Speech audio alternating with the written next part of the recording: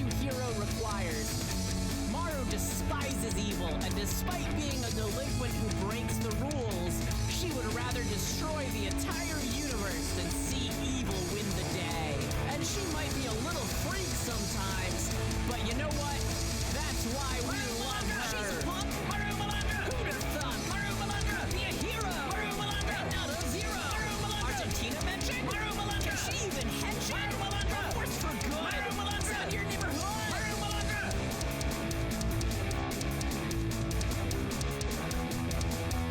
Maru Malandra.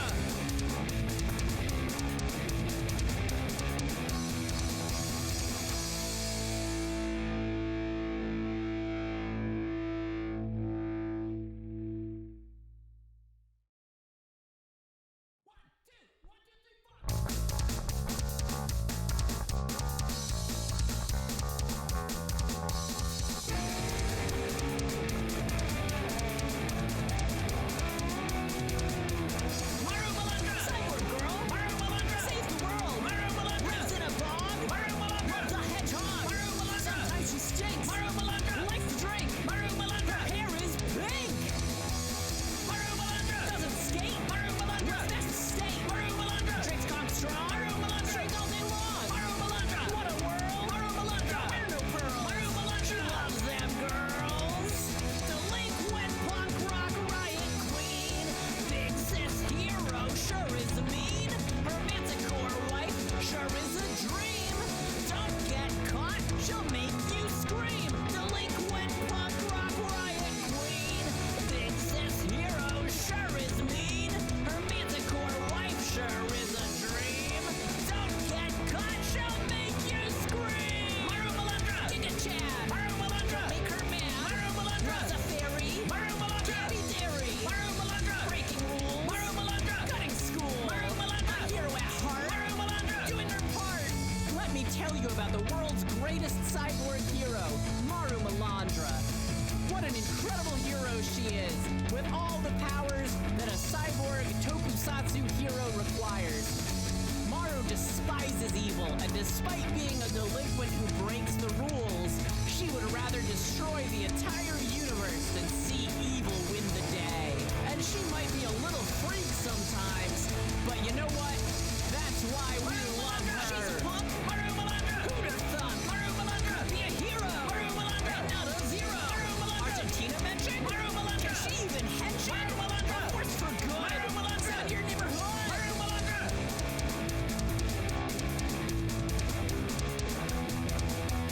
Maru Malandra.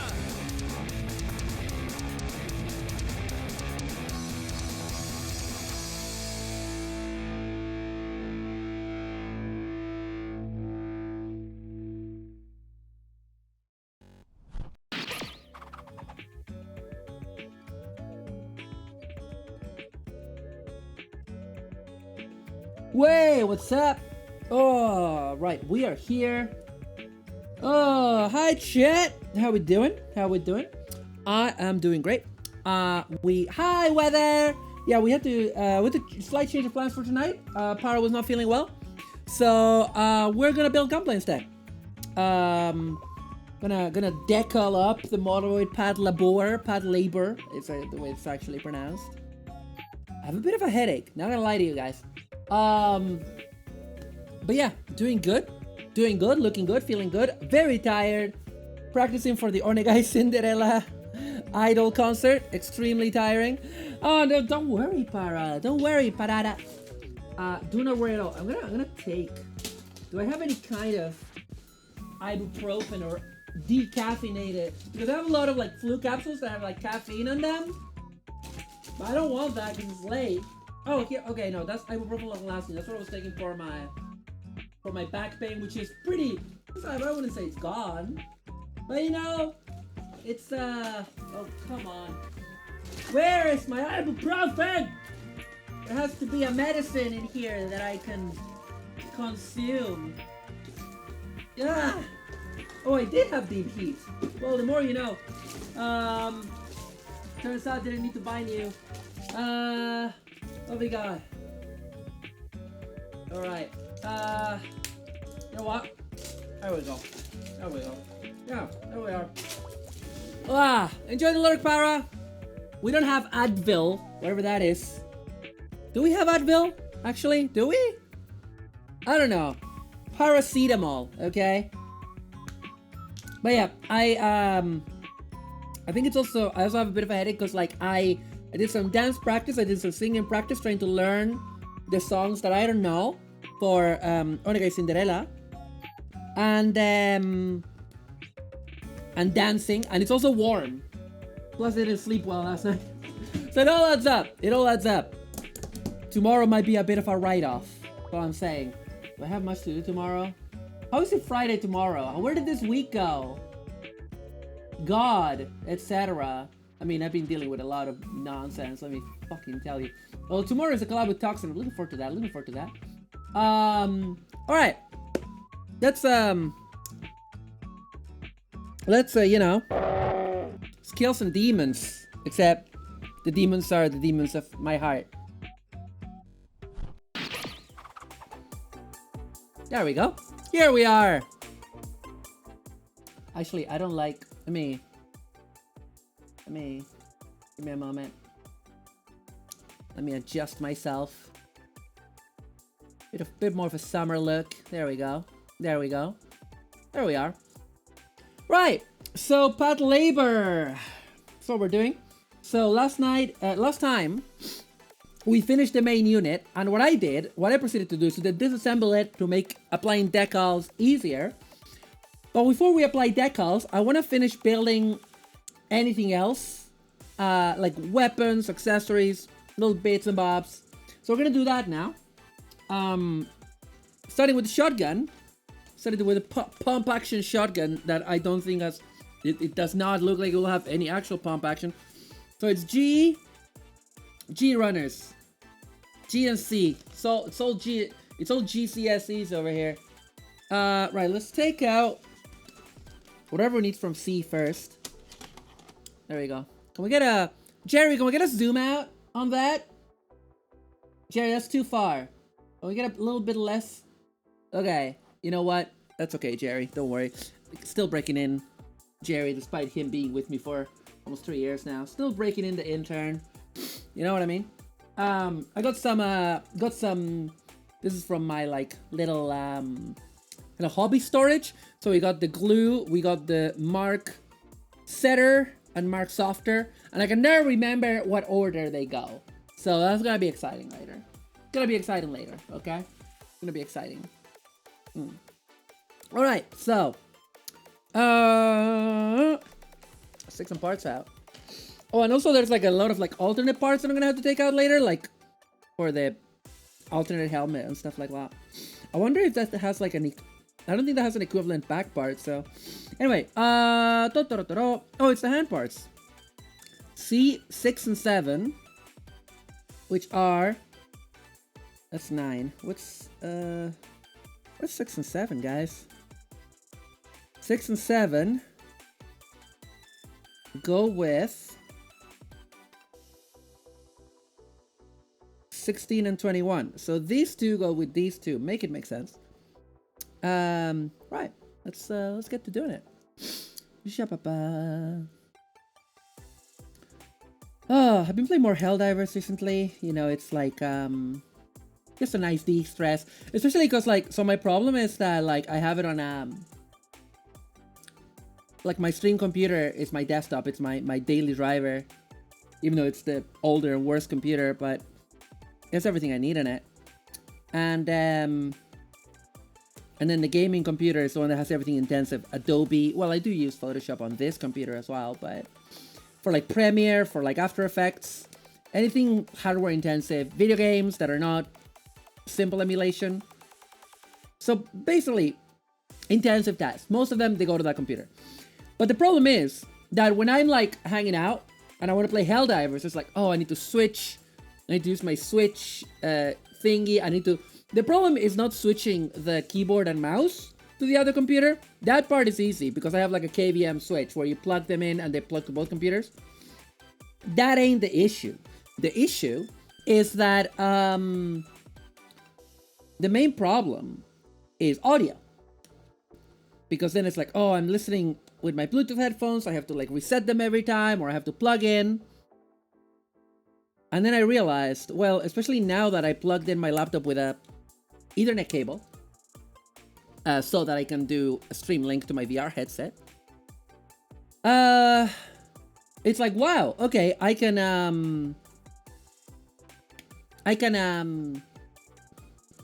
how do you say?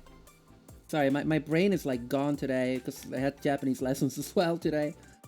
It's been a busy day. I'm like, okay. So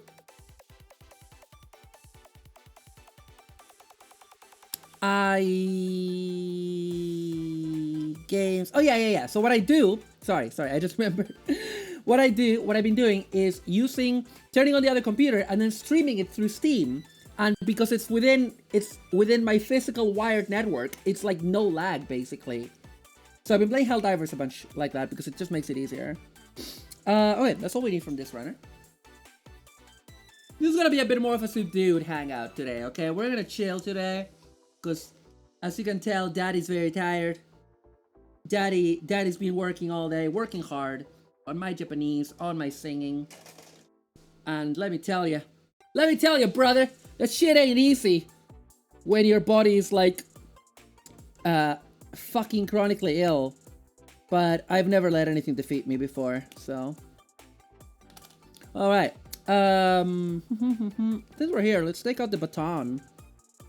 Why not, right? You only live thrice. That's what they say in Evangelion. No, what they say in Evangelion. It's not even the title of any of the movies. But yeah. Oh man, I just realized I didn't watch the latest Star Trek Discovery. I need to catch up on that. I'm caught up on X-Men 97. All I will say is it continues to be peak. You should not sleep on X-Men 97. I have been asked the question, is it any good for people that didn't watch the original cartoon? And that I don't know. I think it does rely on some knowledge of the cartoon.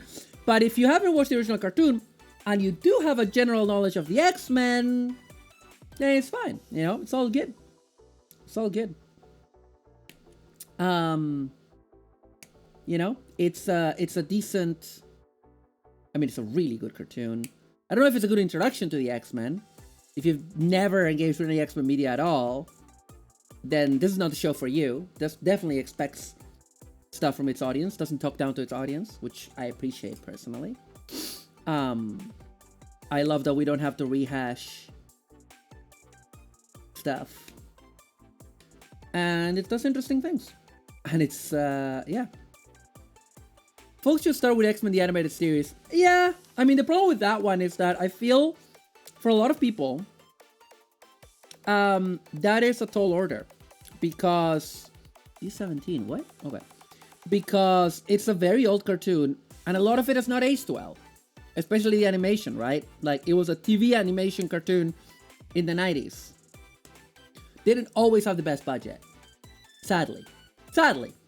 I would say, like, a better introduction animated series is X-Men Evolution, which is a defamiliarized take. By the way, we finished... Wait, did we finish the G-Runner? Is this the G-Runner done? Hang on a second. Let me have a look. No, there's more G-Runner to come. But that part of the G-Runner is gone. Right. Right. Off you go then. Where? Oh. Yeah, I've pushed a lot of stuff around in my living room. So right now I can't exactly play on the TV, but that's so I have more VR space. And honestly, enjoying that. Enjoying doing more VR. I don't know if I'll stream it for now. It's a nice... Oh, shush. I didn't get stream out as connected. Let me fix that up for you guys. Let me fix that up for you. Wow. Wow. Wow. Oh, it's not showing? Ayo. Doko ga? Yeah. There we go. Yeah, man, my Japanese lessons have been kicking my ass. Mainly because it's kind of what I feared. Where, like, my teacher tested me at the very beginning. So I'm switching track from talking about X-Men to talking about Japanese lessons. That was my third one. I have 2 more booked. After that, I might take a break to revise by myself. I'm trying to devise systems to learn more, because it's a difficult language to learn. Okay, what else do we need? So... I think that the hands... I need to keep them... Wait, what? Oh, okay, I need to keep them separated. Put that one... Put this group over here. I think I'll do all of the hands now if I can actually. And but yeah, so it is difficult. I am trying to learn how to use a flashcard system, but that's not something my teacher is teaching me. That's something I'm doing for myself. So okay, C 1, 2, 3, and 4. Okay, that's easy. 1, 2, 3, and 4 all go together. Okay. So, but man, because like she tested me at the beginning, right? She tested me to see what my fluency was, what my level was, because she said, "Are you a total beginner?" And I was like, I am basically a total beginner, but I do have a lot of knowledge. And that's a very hard position for a teacher to be in, because it's like, I can't, like, it's not like, oh, I studied X years up to this level, Japanese. It's like, I took one class decades ago in Argentina, for which I have kept no notes. I just learned some very, very, very basics. I went like, it was like 4 or 5 times, and then I dropped out because I was that stupid teenager, right? With undiagnosed ADHD. And then I, did bits and bobs of self-learning, very unstructured, for decades for my Japanese. And another thing was paying attention, right? Like listening to how people speak, especially in dramas, so not in anime. Like, yeah, dramas are still television talk, but it's if you have like a spectrum of how realistic the Japanese on television is, like, yeah, drama Japanese is not gonna be real like normal everyday Japanese, but it will be more real and normal than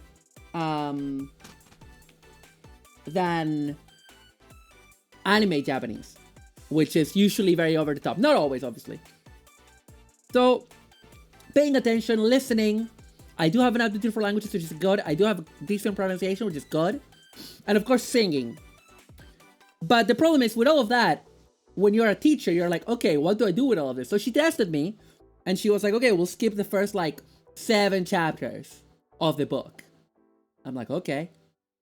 So she keeps, like, so she's asked me extremely complex questions today, because today she was basically, like, testing where I was at.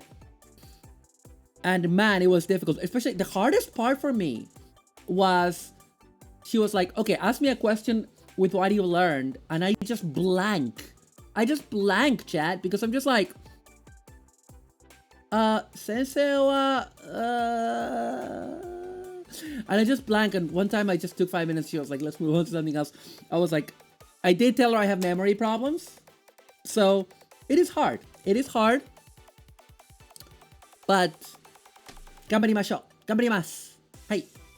I will keep going. I will keep fighting. Okay, then we have C, that's 8 and 9. I thought it was 7 and 6. Oh, okay. 8, 9, 5, 8, 9, and 10. Okay. 5, 8, 9, and 10. So it's this 2 and these 2. Okay. Fascinating. Let's get some light in the proceedings. Beep, boop, kind of soup. And let's reduce the light from out there. There we go. Oh, that's better for me, definitely. Let me move this a bit more over here. Hey, over ahead, Buzz Jim. How you doing? How you doing, mate? Hope you're having a great Thursday. Oh, wait, is it Thursday or is it Wednesday? No, it's Thursday because I had... Okay, yeah, because my collab with Sono was on a Wednesday and that was yesterday. Great collab, by the way. Go catch the VOD. youtube.com/@MaruMalandraPods. Please do watch the VOD. unless it got caught by the copyright like the one last week did. The first Rayers video got caught by copyright. We had to trim some segments. Sorry about that. But yeah, last night's stream was kind of insane. Because the Rayers game for Sega Saturn is a ridiculous example of going above and beyond, like fucking S tier levels of effort in terms of how much they understand the world, in terms of adding new animation, adding new story animation, new characters that have like little animated segments, you know, so much voice acting, so many like dialogue lines, like good ones, not just like, not stuff that feels like spinning the wheels too, just good stuff. Might as well take these two guys out so we can be done with this runner, but these will have to go on an elsewhere and elsewhen.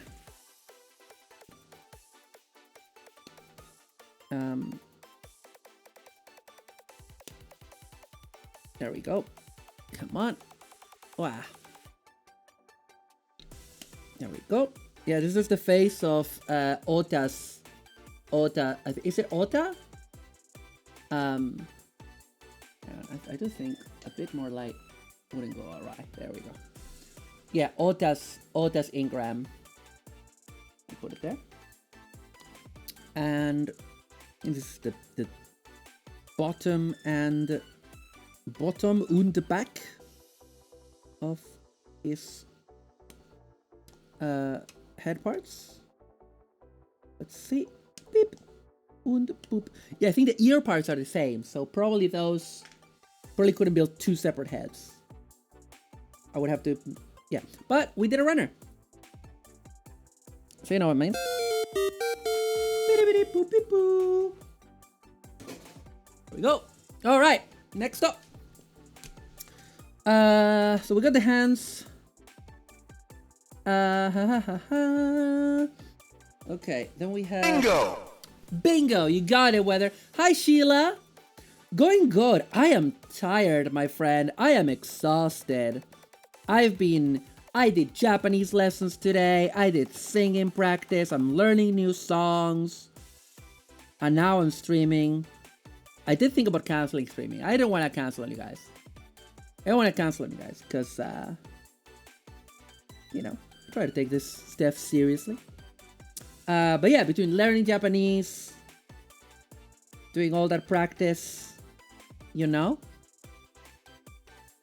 it's very time consuming. And this week is just gone, you know? This week is just flew past, you know? Lithero's videos. I don't know who that is. There we go. Okay, with this, we now have completed runner G. There we go. Okay. Runner H. Yes. There's still one more part to come with runner H, but let's take the revolver out. I learned from Giselle, you see. Hey, Maya, how you doing? Yeah, no kidding. Hard to believe it's Thursday. Yeah, right? You and friends play usually fighters while also making voices and joking as characters in casual way. The joke is that Gohan is the great Saiyaman is yelling bingo. That's funny. But yeah, I don't know. The week has gone past. Maybe because I'm dealing with some admin stuff that will not go away. That every time I do something or there's an issue, I need to wait for somebody else to respond. And it's taking forever. What's the first episode of Go Ranger with some buds? Why was I not one of the buds? Kidding. Leaving me out. Hateful. Joking. Great Saiyaman, though, isn't a character on his own. He is a puppet of Videl.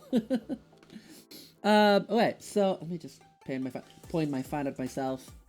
God, this idol concert. You guys better come to the Internet Cinderella idol concert on VR chat. Or, you know, streamed for your convenience. I believe on YouTube. You better come watch me there because I'm practicing so hard, you guys, and it's getting warm because it's summer. It was your FF14 group. That's fine. I don't want to talk to any losers that have an active subscription to that video game. That is a joke. I have an active subscription to that video game. I'm funny. I'm so funny, chat. I'm so funny. I'm so funny. Funny guy, Jerry. Funny guy. Guess what I'm playing as we speak? Wow. So what? Am I a joke to you? Do I amuse you? Am I like background noise? Am I like fucking lo-fi girl, but with more yelling? Is that what I am? Is that what I am to you? Huh? A joke? I was definitely going to say I'm definitely not completing side content as we speak. My God! How dare you? I'm your Oshi. You should be, worshipping at my feet and buying my bathwater. Just kidding. I am funny, thank you. I think you should be buying my bathwater, you guys. I think I should sell it. What do you think? Ow! Finally! Finally, people are using that redeem again. Good. I should reduce the price for the hit. Translator's note. Oshi means bull. No! Funny looking. I'm not funny looking. I'm so cute. Look how cute I am. Look. I love you, chat. Chat wa aishiteru yo. I'm a cute idol. Oh, whoa. And I'm also gonna fucking rip your balls off. Getting wonked over here. Getting wonked for the vine. I'm going through it right now, chat.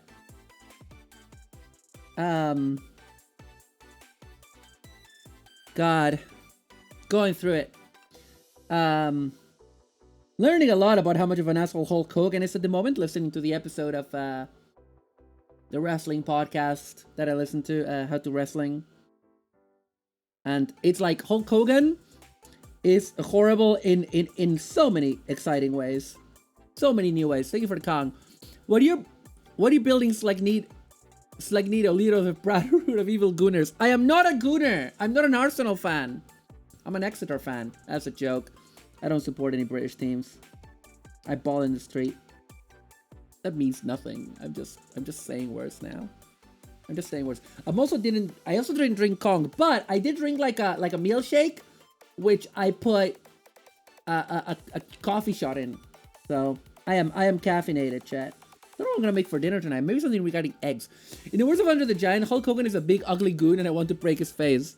Is that what he said? Did he say that? Is that what he said? Because if so, holy shit. I thought they were mates. Man. I thought they were mates.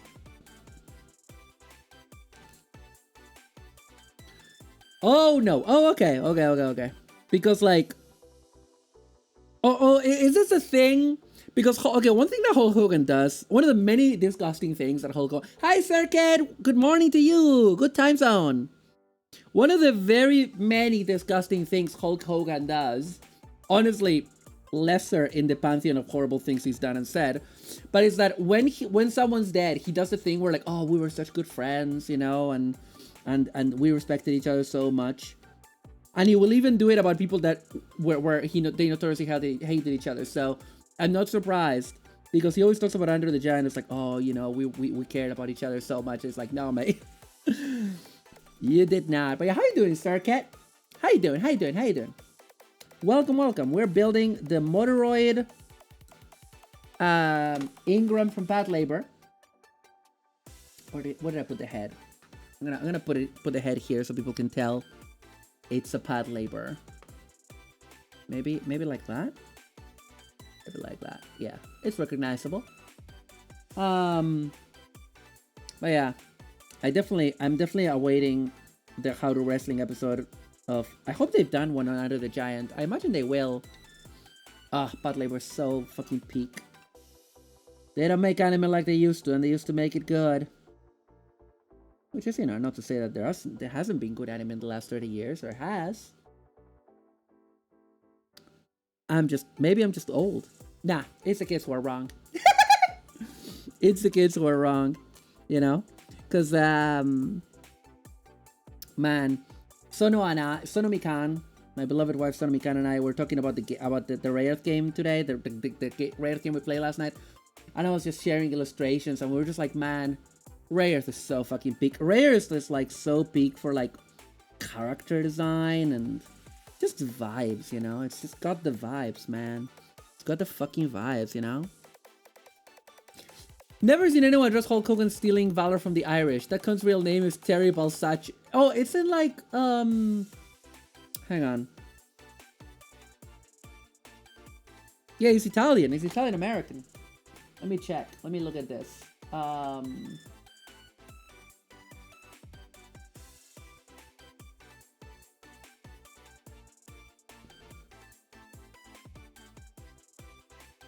Terry Jean Bollea.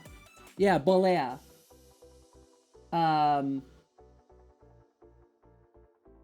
He was the son of a he's the son of a construct. His father was called Pietro Bollea, but everyone called him Peter apparently. Oh, and apparently his mom was of like Scottish descent, but his parents weren't even immigrants. It would have been like a previous generation, I guess. But yeah. There you go. There you go. Anyway. He should have been called Antonio Grappelch. That's not a real Italian name. I'm sorry to tell you. That's not real. Listen, it's not my fault that he's Italian. We have I will apologize for plenty of Italian people, but not for Hulk Hogan, alright?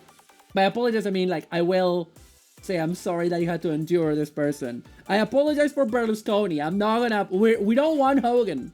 All right, we don't. Pretty sure we don't want Hogan. All right. Last name Volley. Bolea. It's what he would have been called if he had been wrestling in Argentina in the 80s. No, if you've been wrestling in Argentina in the 80s, if he had been wrestling in Argentina in the 80s, I guess it would depend on what his gimmick was. It would have depended. It would have really depended on what the gimmick was. I would have called him El Mustacho. Which means the mustache, you know. I'm very smart. I'm very funny. Just attractive, you know. Extremely attractive. Señor, that's not how you write mustacho in Spanish, but I'll let it slide. El Señor Mostacho. Nah, but he was a face, right? So that means that he would have been like... Well, in this fanfic, is he American still or is he Argentinian? Because if he's American in this fanfic that we're writing, if he's American and wrestling in Argentina in the 80s, then like he's El Shanky or something. He's, you know. Do you know about the fucking shit ass characters of 100% Lucha? I have never heard of this, Jim. Enlighten me. What is 100% Lucha? Maru the Troll?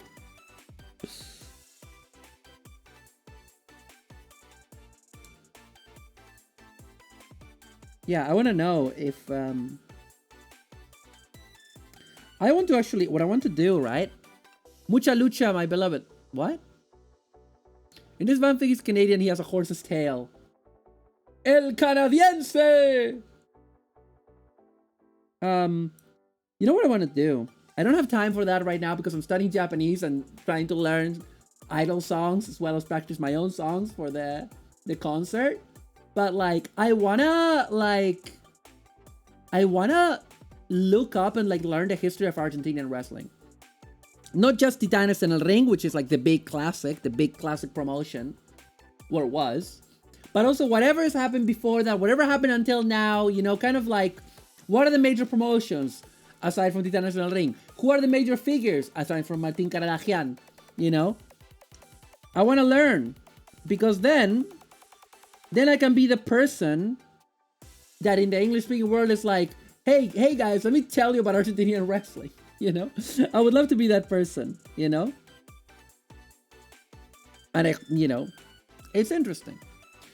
You never seen that cartoon? No. Early 2000s wrestling show with a peak character like the Colectivero or a dude with torticolis. Colectivero. I recommend to check the wiki, not because it's informative, but because it's been so vandalized. Wow. Okay. Oh, hang on. 100% Lucha was an early 2000s wrestling. Yes. Okay, I think I've heard of this. Hang on. I'm gonna yeah, again, I'm gonna write this down because, you know, Argentinian wrestling. Wait, Jim, were you replying to me on Twitter telling me about it? Were you the one telling me about... Wow, it ran for 4 years. 100% lucha. 100% lucha.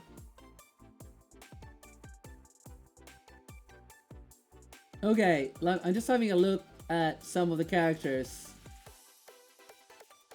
Cara de máscara? That means mask face. That doesn't even make sense in Spanish. Delivery boy?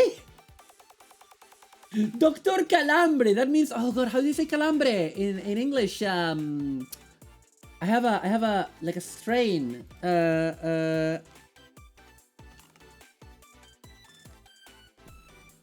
No, that's not a calambre. A cramp. Yeah, it's like Dr. Cramp. Oh god, the people's champion. Oh yeah, Alfajor Kid. El pibe Alfajor. Alfajor Kid. It's insane. That's insane. El pibe Alfajor. Felino. Oh my god. Fulgencio Mejia. What? Hip hop, man. Oh my god. Because I've been looking at Lucha Fuerte, which is like late 80s, early 90s, which is the one I grew up with, and Titanes en el Ring, which was 60s to 80s, and I also grew up with it. But this is new. Well, no. Matt Floyd, who's meant to be Scottish. Megabyte Fighter. Oh my god. Sir Peter Lawrence, played by a guy called Javier Guerrero. What the fuck am I looking at, man? Oh my god. Oh, I'm gonna have a fucking... And the problem with talking about this as well is that we gotta be honest. A lot of these... I'm only talking about the ones that aren't racist, by the way. Because a lot of these rely on, like, racist stereotypes or strange... There was an obsession in 80s... 80s Argentinian wrestling had an obsession with Mongolian characters. Like, you had a couple of wrestlers whose specialty was like, okay, this year... you're Genghis Khan. Next year, you're like, you know, Charles the Mongol Warrior. I don't know. You know, it was like the Mongol Warriors for some reason. They had like 2 or 3 Mongol costumes that they had to get the money's worth. You know what I mean? Hay un afiliado de la CGT que también mira ese repertorio. ¿Eh? Me perdiste, Jim. Perdón, me perdiste totalmente. Perdón. Anyway, welcome to Argentina television. Today, this is the welcome to the Argentina show. Mucha Lucha was a cartoon about a school where kids were attempting to be wrestlers, and also they non-stop kept wearing their costumes and never showing their faces. I remember that. I never watched it, but I remember it existing. But usually, okay, I will admit, okay, 100%. Real talk.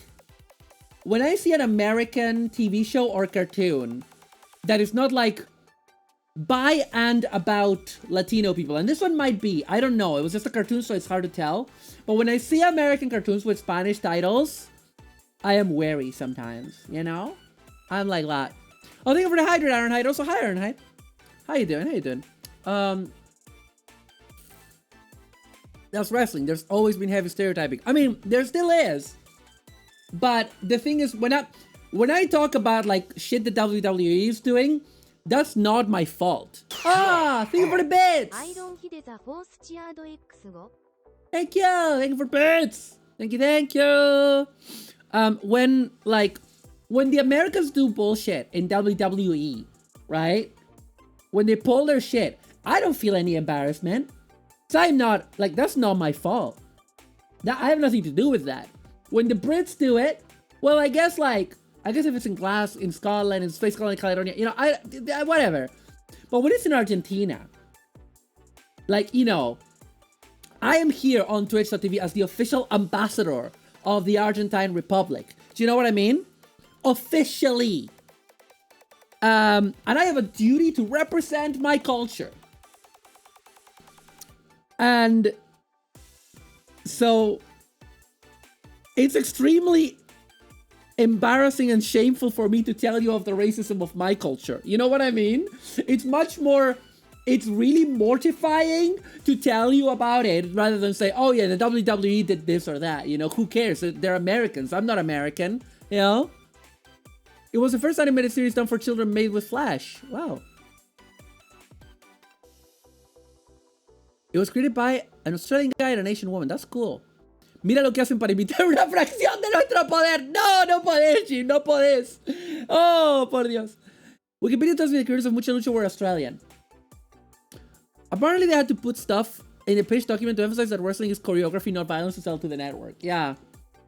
Remember, wrestling is not real. Although, like, one of the things that I see whenever I play WWE 2K24, which I've been playing a bit recently and might stream, or not, who knows. And I also see it when I'm watching WWE. It says like, don't try this at home or anywhere. You know, which yeah, don't try this at home. Lily Chin first thought of it with Eddie Mort. I do not understand the reference. Yeah, networks are skittish on violence in cartoons if it's humans. I mean, that's fair because, like, the thing is, right? Does violence media make people violent? No. Like, as a general rule, like, many people are playing, you know, the Doom community has been playing Doom all their lives and never shot anyone, right? Like, so, like, most people who play Doom have never shot a gun, a real gun. But kids do imitate what they watch on TV when they're like very little, when they're like 4 to like 8 or whatever. Well, 2 to 8 or whatever. Whenever they can, so they might imitate stuff. So that's why you have to be careful with that kind of stuff. The kids had special moves where they were transforming. I'm a grown man. I can jump into my table whenever I feel like it. Exactly. I mean, that is true. But you shouldn't do it. Murder guy turned himself by murdering him again. It's a robot. It's okay for kids. The main kid turned into a bowler tornado. The main girl was turning into a bulldozer. I wish I could turn into a bulldozer. I've been playing around with one of my Transformers, Revenge of the Fallen, Rampage. I always call him Bone Crusher because he's a bulldozer and he's a Constructicon, and that's what, you know, my brain goes to. And he's a pain in the ass to transform, but he's a bulldozer, man. A bulldozer guy that has a very strange robot form, and I love it.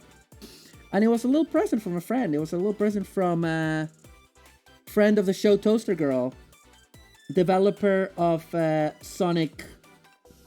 What's it called? Dr. Robotnik's Sonic Racer Tag Team Elite Pro Formula 91. Now, the one that just came out. Dr. Robotnik's Egg Battlers? Dr. Robotnik's Sparkles? Horses? I can't remember what it's called. Dr. Robotnik Racing Game. Sonic.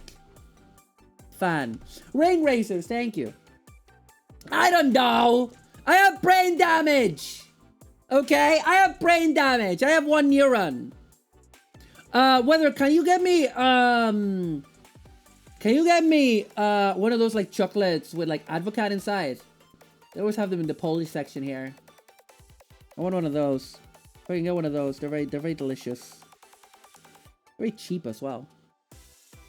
So true, bestie. Advocate is IMO nasty. No! It's delicious! It's so sweet and so delicious. And so sweet and so delicious. It's very sweet and it's sweet and delicious. Like the warm desert air. Oh, it's American Week at Little. I should go. My friend DMs me to tell me. It's alcohol.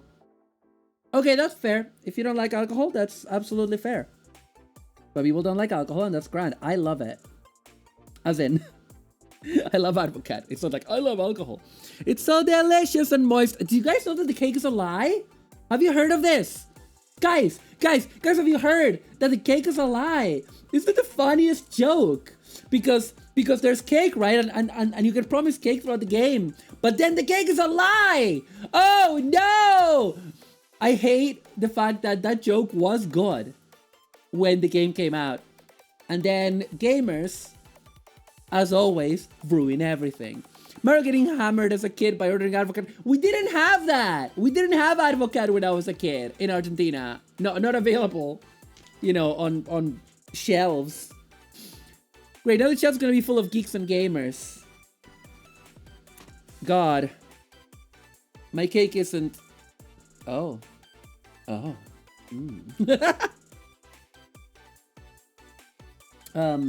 So this... What do be this? Oh, wow. Okay. This one is... Oh, this one was so close from getting cut wrong, man. Very, very close to getting cut wrong, this one. We had like a plastic cup of ice cream that had Advocate in it. Wow. For kids? On God? Honestly? Wow. Wow. Okay. So that is done. Poland doesn't give a shit. Wow.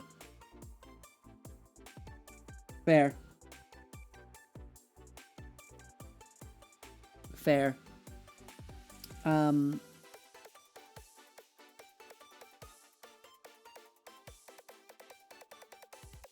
There we go. Okay. We're gonna clean all of these up later. We're just like doing those. They were telling me Lobo. I mean, okay. Weather. Okay. When it comes to comics, yeah, I was reading Lobo. I was like, I'm so glad you brought up Lobo. I hadn't thought about Lobo in like years. And then the other day when I was like streaming with Barry Tart, we were playing, I told Barry about Lobo, and Barry was like all in, and yeah, I was reading Lobo's back as a kid. I don't anymore. I used to have Lobo's back, but I think I got rid of it years ago. I gave it away or whatever. He is the main man. I love Lobo. I should get a copy of Lobo's back. I can't imagine they're expensive. I can't imagine it's hard to get, but I want to get the specific edition that I have, the one that had like the cardboard covered with the cutout that like opened and it had like a bigger illustration. He was a space pope for a while, not surprised. You got a Lobo comic from a kid you met on campus? Hey, haven't you been to go to the shops? Come on, Daddy wants her Advocate. Advocate chocolate, by the way. Not just Advocate. Not just Advocate like liquor.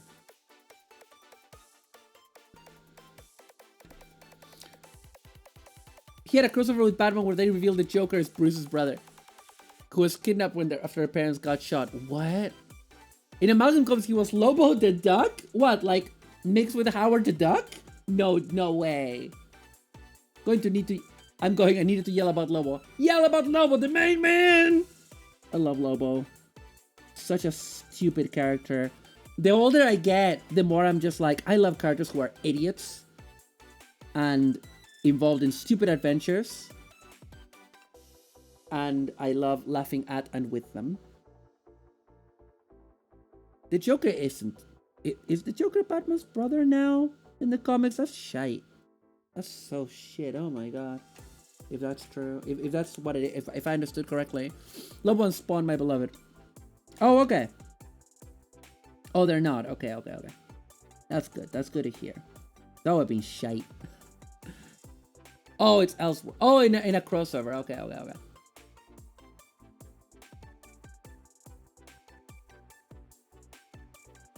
The timeline wouldn't work. I don't understand comic book canon anymore.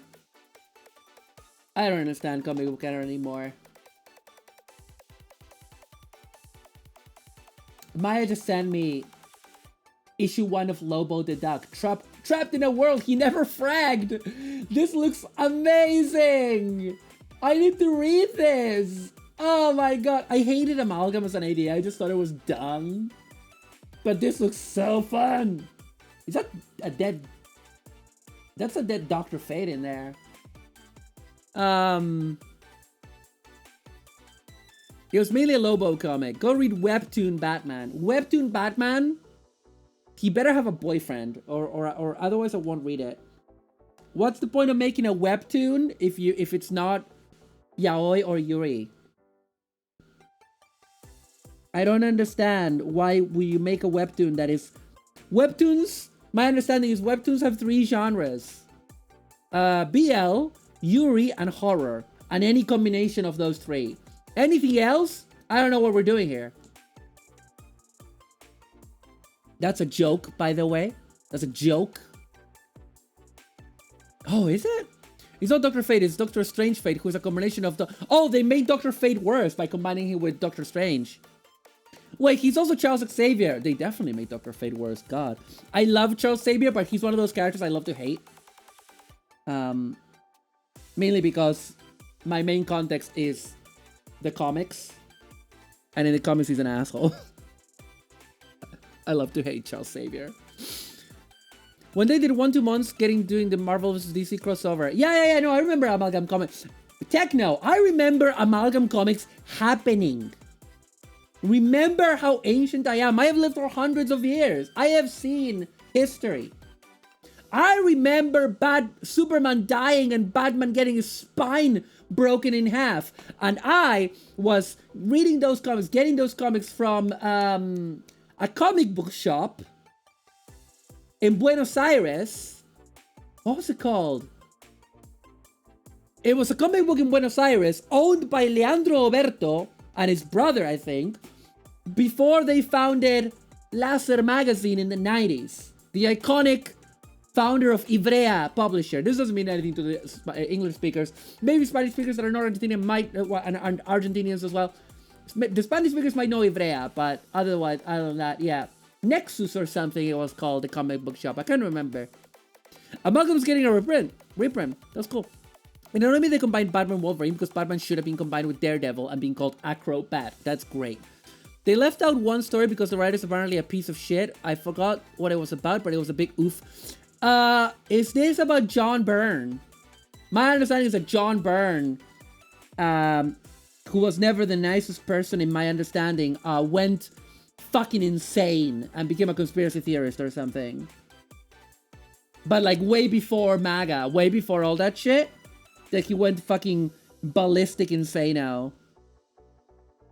Maybe I'm wrong. Maybe it's not Byrne. Oh, I think it was Byrne though. I think it was Byrne, the one that went fucking loco. Yo, fuck John Byrne. All my homies hate John Byrne. I have read comics of his that I enjoyed, but you know, the same way that I can say I've enjoyed watching some Hulk Hogan promos. You know what I mean? Doesn't mean that I like him. Oh man. Wait, what is happening? Wait, I'm a VTuber. We're a VTuber audience. We should be talking about Jujutsu Kaisen or whatever other anime people that haven't watched any anime beyond 2018 say that it's the peak of anime now. Yeah, Byrne went a bit nuts. The original writer Nick Fury, Agent of S.H.I.E.L.D. is similar. You could only sign up to John Byrne's forum using a real legal name and you had to show a mod your ID. Listen, I have nothing against Jujutsu Kaisen. I have something against the culture of Jujutsu Kaisen is the peak of the peak. And I'm like, yeah, sure. Have you ever watched, I don't know, literally anything made before 2018? Steranko? What? Steranko? The creator of the exclusive loop was Gerard Jones. Not gonna repeat his crimes, but yes, he served jail time. Okay, I need icky stuff. Okay, that's all I need to know. Jim Steranko. I don't think I know that name. I don't think I know a Jim Steranko. I think I've heard of that person.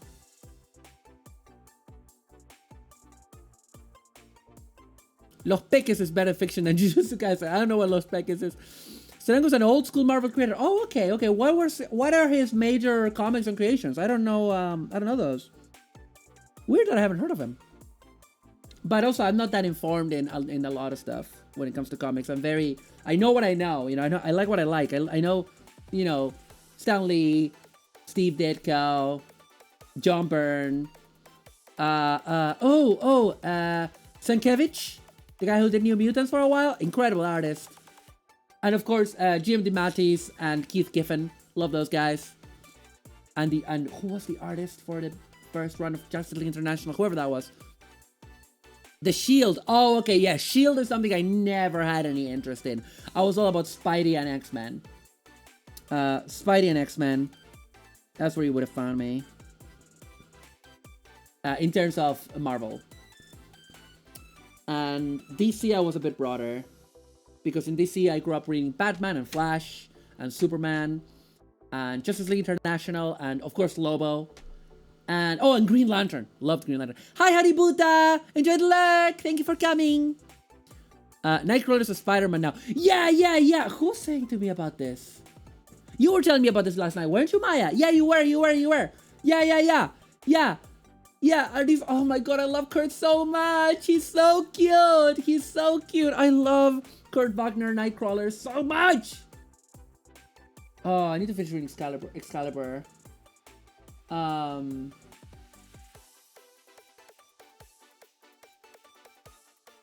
Captain America. Yeah, okay, so S.H.I.E.L.D., Captain America, it's all that rah-rah American stuff that I never checked out for obvious reasons. Even as a kid, I was just like...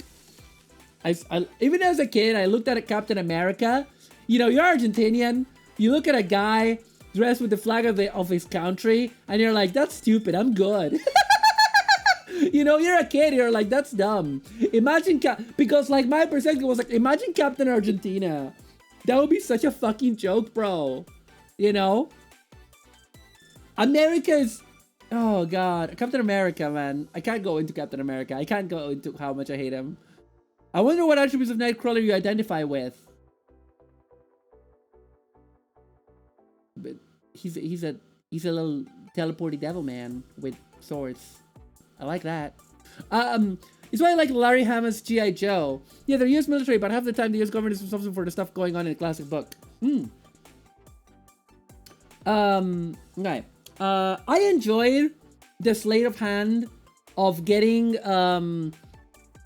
managing to, like, when they were doing that whole huge crossover of all of the properties that Hasbro owned, the toy properties, because they were trying to make it into a big, you know, when Unified Universes were the rage and everyone was trying to get in on that. I mean, people are still doing that, but not as blatantly and as much.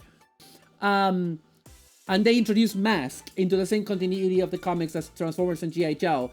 And the concept was that G.I. Joe, basically, they managed to either kill Blitzwing, the Transformer, for those who don't know, either kill or... well, they didn't kill him because he wasn't dead. He was like almost dead. They captured him and he was like almost dead. He was like a hanging corpse. There were like loads of bits of him and he was like, kill me!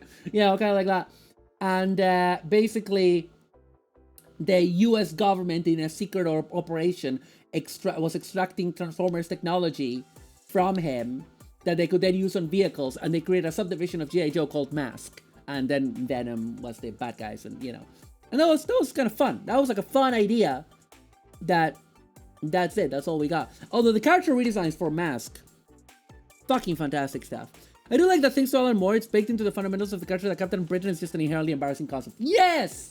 Even though he wasn't... That's the amazing thing, right? Like, he reinvented Captain Britain. And that version of Captain Britain is the one that we have now. Even though the original version of Captain Britain was invented by Stan Lee and ran for like a few years. But nobody cared. Nobody cared about the way that he did the concept. Let's start assembling stuff. Let me actually start checking for marks, but it looks pretty good. And he and then when Alan Moore created Captain Britain, I was like recreated him. I was like, this is an embarrassing guy. This is a guy who you have to love to hate kind of guy. Then suddenly the concept is good.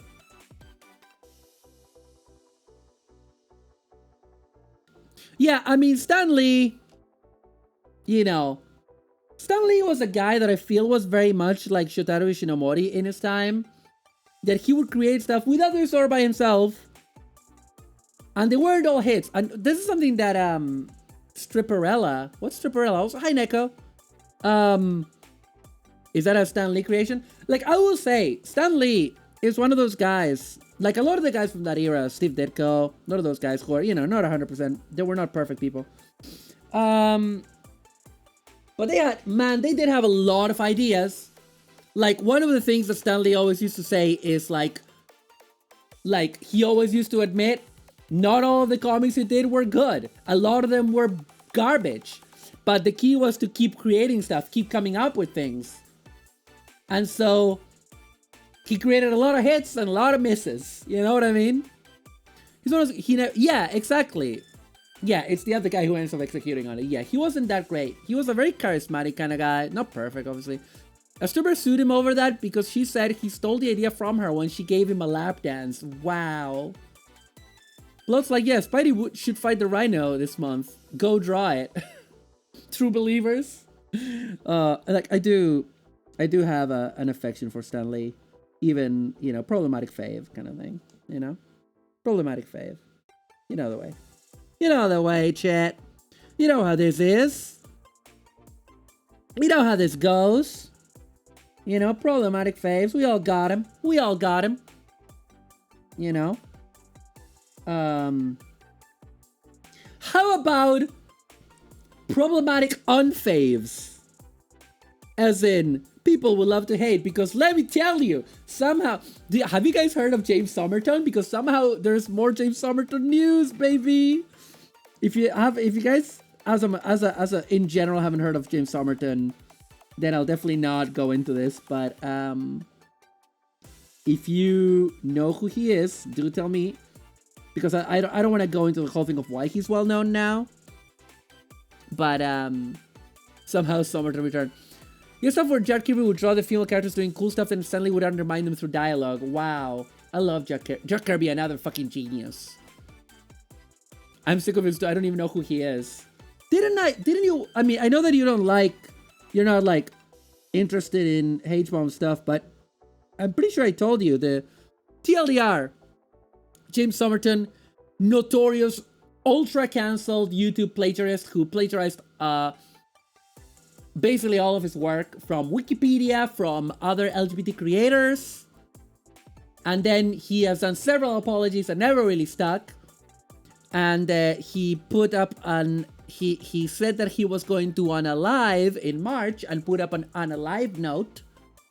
And he turns out it was fake. And he had an alt account where he was horny posting. And even like pretending to be another person and he was sock puppeting. That's what it's called, which is pretending to be another person and defending himself and saying that James Somerton got unfairly persecuted, and yeah, he did some bad things, but he got unfairly persecuted, all that kind of stuff. And but yeah, now like what came out now is that it was discovered that he was horny posting on an alt and posting TikToks on an alt account with his face on them, while trying to make people think that he was dead. And also, he has kept on posting new videos that have plagiarism in them, by the way. Including videos that he had edited to remove plagiarism, but not all of it.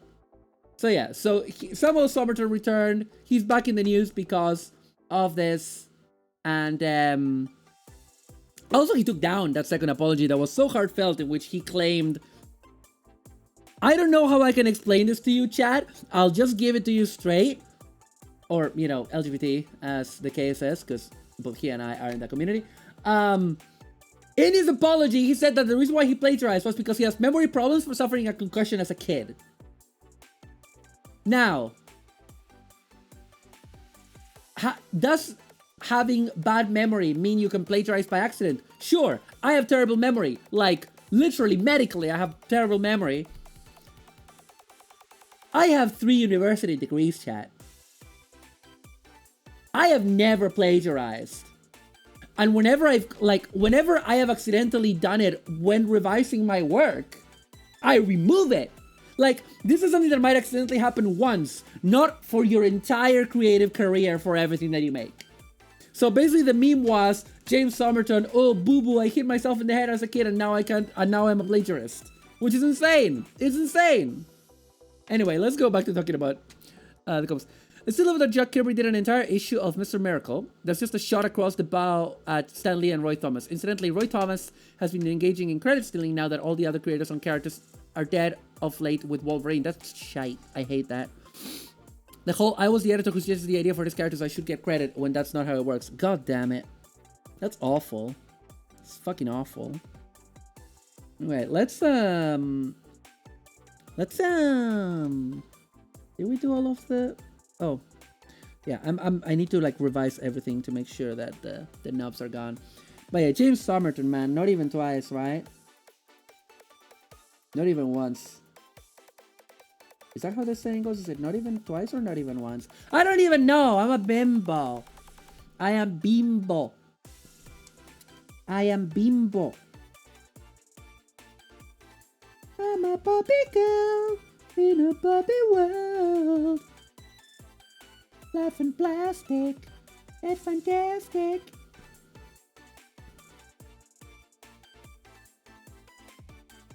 Wow. Let me change up. Actually, you know what? I wanna get some Chrome music in here.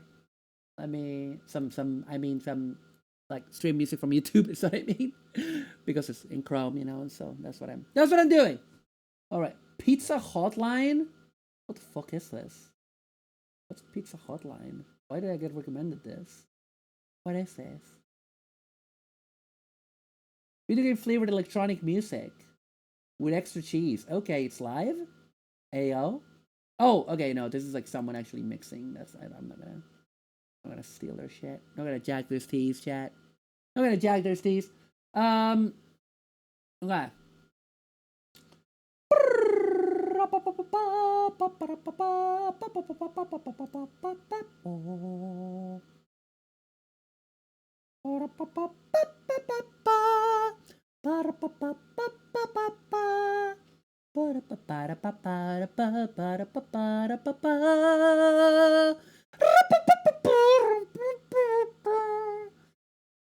Is this holding you over until I find music that I want to play? Is this helping? Is this working? Maru, shut up! Fuck you! Fuck you! Tell chat the story. Wait, what story? What story? What, you mean James Somerton? I just told the story. I just told the James Somerton story, didn't I? I just did. Oh, okay, let's do that. Let's do that. Let me get a mix in here. Let me get a mix. What can we get? What can we get? Let me have a look, see. Low poly breaks. Let's go with this one.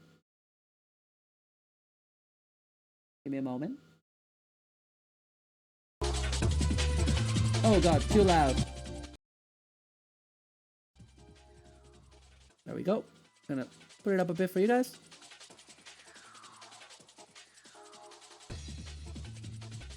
There we go.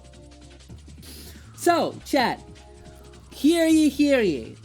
Let me tell you the tale of the first time that comic book readers found out about Wolverine's name, Logan. Whoa, Giselle, 29 months! Thank you for being a part of the gango for that long. Love you. You are wonderful. Thank you. Thank you so much. That's all I gotta say. Thank you. Hope you're having a great day today, Giselle. Sorry, I was just doing a thing. There we go. If anyone knows and says before Maru, I will time you out. I swear to God, I give no shits. Yeah, because it is a good story. It is a good story. And you want to hear it. Okay. So. Hang on, I need to check my mixer. Because this is too loud, man. This shit's too loud for me.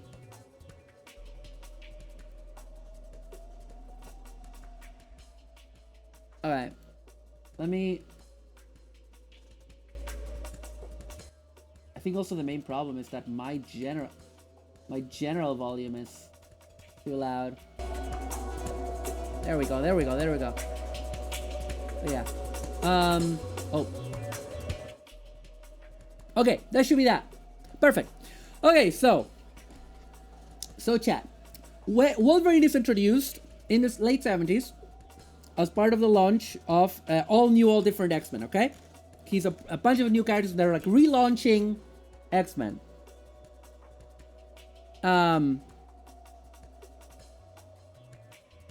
Once upon a time, okay, it's not the story Skylarka said in chat, but also, hi Skylarka! Once upon a time, there was a comic book character named Wolverine. One time, Stan Lee wrote a comic book that said his name was Logan, and he was an alien, and this was entirely outside of his continuity. It was retconned to Logan after match outrage. That's not the story I was gonna tell. So, it's the all new X-Men era, you know, and in the late 70s, Wolverine is a brand new character. He's a mysterious man with a regenerative power, you know, adamantium claws. We know, maybe we knew a little bit that he used to be involved in some, like, government, welcome out, weather. He was involved in some, like, you know, Black Ops stuff. And he's Canadian. That's all that we know, right? We don't even know his name. He's like, call me Wolverine, I'm not gonna tell you my name. Okay. So, among those X-Men, one that is like often forgotten by people that maybe, if you're not familiar with the comics, you might not know of one of the X-Men of this era called Banshee, who was Irish, and I would say, as someone who lived in Ireland for like a decade, bit of an Irish stereotype, bit of a caricature. You know, he's drawn to kind of look like a leprechaun a bit. He's got freckles, and he has like one of those like leprechaun pipes that like nobody in Ireland has. You know, and he speaks like an American thinks an Irish person speaks. Pretty dreadful, right? So, hang on. There we go. So, hope the music is a bit audible. If not, I'm gonna put it up a tad. There we go. So, so Banshee, one day he's like, oh, lads, let's go visit my ancestral home in Ireland, which is a castle, because I'm part of Irish nobility. Something that definitely still exists. So they go to this village in rural Ireland, and they're like, oh, your castle is haunted now, and also your cousin Black Tom wants to take it over, or has taken it over with abominations or whatever. Something like that. Something along those lines. Shit, I fucked this up. I fucked this up, chat. Where's my sponge? Oh, there you go. I fucked this up. I'm gonna try to fix it. And so you know, the X-Men who thought they were going on a holiday, they're involved in an adventure. You know, another day for the X-Men, right? So another, you know, it's a Tuesday for the X-Men basically. So they go to this castle and it's haunted. And they have to deal with like all sorts of apparitions and illusions and tricksters and demons, right? It's an X-Men adventure. And then Wolverine, he's on his own. And he is dealing with a bunch of leprechauns, actual leprechauns, which exist in the Marvel universe. They are real. They're real, magical little trickster men. Little Irish trickster men. And they're like, oh, Wolverine, oh, we know your secrets, Wolverine. We know your secrets. You know, oh, you don't want us to tell people that your name is Logan, do you, Wolverine? Do you? And he's like, you know, screw you, little guys. So that is how the readers of Marvel's X-Men found out his name was Logan. He was in a haunted Irish castle, and it was revealed by a bunch of leprechauns. I am not kidding you. That is real. And his name is John. And his name is John Cena. My time is up. No, your time is up. My time is now. You can't see me. My time is now. Oh, I should hydrate. Hi, Cesare. Thank you for the hydrator and the headband. Thank you.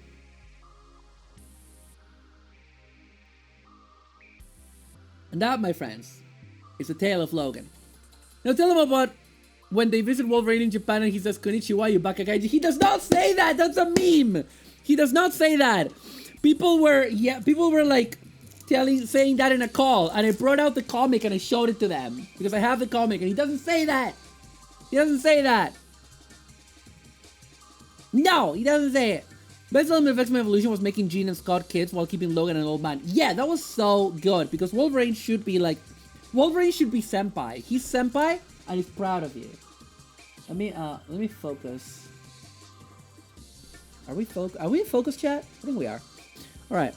Let's yeah, that cleaned up pretty okay, actually. Cleaned up pretty alright, I feel, considering the destruction I did to that. Well, yeah, I'm not a fan of the love triangle personally, because I feel like, I mean, I don't hate it, but I feel like Wolverine and Cyclops don't need a forced love triangle, you know, oh, we're both guys competing for a broad. They don't need that to have a rivalry, because you already have a perfect rivalry by the fact that they are two characters who have to coexist and they have similar values but different personalities.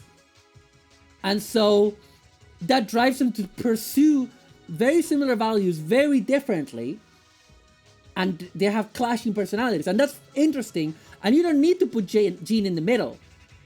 Writers have done really good stuff with Jean in the middle, but you know, konnichiwa, baka guys. Shut up, Skylarka. Someone pointed out that Cal Dodd's voice having aged works for Wolverine X-Men '97. Yeah, absolutely. You have enough reason for a rivalry. Scott being off. Whoa! Let's not say weather. Let's not say stuff that we can't take back. Cyclops is my favorite X-Man. Okay. And if you wonder why, read the comics. I love Cyclops. I was talking to Courage today about X-Men, right? And I was saying Maru,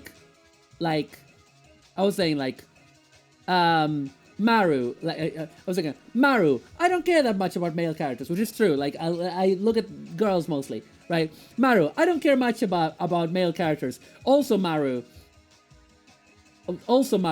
this male character is so extremely mentally ill that he's now my boy. You know, I can only, like, I have two, there's only two, like, I either don't care about male characters, or they're so mentally ill that they're my fave. And Scott Summers is a boy made of, like, there are three, what would you guys say are the core elements of Cyclops? You would say Boy Scout, you know, concussion blast, not lasers, you know, leader of the X-Men in the field, all this kind of stuff. Nah. The three core elements of Cyclops are depression, anxiety, and PTSD. Those are the core. Everyone can have their own opinion. That's fair, Neko. That's fair. The thing is, Cyclops has been great in '97 because they get him. You know what I mean? Space Pirate Dad. Like, yeah, the key thing is that Cyclops is a character that I would say is not very likable because of his personality. I'm not gonna tell you off for disliking him, because it's understandable how people hate him because he's the Boy Scout. But I love him because he's so mentally ill and unwell, and he's such a sad little blorbo. You know what I mean? He's such a sad little fucker. Like, he's kind of pathetic, and you either okay, my two modes with Scott Summers is I either want to beat some sense into him because he's being an idiot, or I want to give him a blanket because he's so pathetic and I feel sorry for him. He's not a Club Shido. That makes no sense, Skylarker. You're just talking so that we can tell you're here. What the fuck are you talking about? What the fuck are you? Don't you be shitting on my boy. It's mine. Oh? What? Hello? What? Sono, hello. Hello. I have no idea what the fuck I just walked in on. Have you been here for a long time? I've been here since you called Scott Summers a little blorbo that you either want to beat the shit out of or give a blanket. Anyways, hi Sono. Everybody, this is Sono. Hi. Sono's here. Hi. I saw my wife in the voice chat, and I'm feeling low energy, so I thought you could do the talking for me today. Yay! Oh, are you on stream? I am. Oh, are you making art? Or yeah. Cool. Yeah, I'm just working on PNG Plus commission, so we're just vibing. Yeah, we're just vibing. Yeah, we've done this before. You do art, I do Gunpla. Yeah, we're all just vibing. Why voyeurs? Yeah, I was talking about Cyclops from X-Men. Yeah. I do like to make fun of no, Skylarka, I love you. I was just kidding. Yeah, so now you know who Glupshido is, right? Do you know the Glupshido joke? No. Okay, so the Glupshido meme is that like whenever there's a new Star Wars like TV show, right, or movie, right, there's always gonna be like cameos, right, of like anyone from major to minor characters, and so the joke is like there's a new episode of The Mandalorian, and someone will say like, "Oh, I'm so glad they brought back Glupshido." You know, Glupshido being random nobody character from the background of an episode of the Ewoks fucking cartoon or something, and they bring them in for a cameo because there's always a Star Wars fan that will care about a random background character that got an action figure in 1989. So that's kind of the bit. Nah, just shut up. Just like Sono doesn't go here. Sono doesn't really. It's not much. You're not much of a Star Wars person, right? So it's a Star Wars meme. I've said this before. I'll say it again. I have never seen an entire Star Wars. I've never watched a Star Wars movie. I've seen all of Episode 1, but not at the same time. I love that. I sincerely think that's amazing. But also, it is the best fact about me. I think, like, take this as a suggestion, of course. Like, you can do whatever you want. I think whenever you tell people that you have never seen Star Wars or a Star Wars film, you should say, I have never seen a Star Wars. And you should always refer to it in the singular, and that's gonna annoy the most annoying people ever. Are gonna get annoyed by that. I do love that Ash says, as if Sentai fans aren't also excited about random background characters from one appearance. And Ash, you are calling me out so hard because I will look at someone and be like, they look vaguely familiar, look up who plays them, and be like, oh, they were the human form of this one monster like 10 years ago. That's why I know them. Good for them. Like, I am that person. Oh, yeah, so, yeah, no, I mean, I feel this applies to, like, every fandom. Every major fandom of something that keeps, like, you know, it applies to Star Trek, it applies to Doctor Who, it applies to any major long-running series, but it does come from Star Wars. And I mean, also because, like, you remember that Star Wars kind of invented the concept of, like, making an action figure of every single character in the film and giving them names and backstories, even if they didn't have a line of dialogue in the film. Like, all of the aliens of the Mos Eisley Cantina have names and backstories, even if they showed up for like a single shot, you know. Star Wars was never good. Maya says Star Wars is never going to work on me after seeing Flash Gordon. Where's Luke Skywalker's Queen song? I was gonna say, Skylarka's talking about the original Glupshido, which was a character called Wilro Hood. So no, you know, you probably are more familiar with these than me. You know, ice cream maker appliances, machines for your kitchen, right? Yes. Those big. I've never seen one in real life. I've only seen them on the internet. I've never owned one, but I do know. So in The Empire Strikes Back, there's a moment where Cloud City, the place where they are, is getting evacuated. So you see a lot of civilians running about.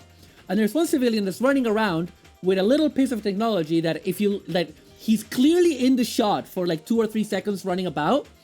And it's very, very, very clear to everybody that my dude is just carrying around an ice cream maker.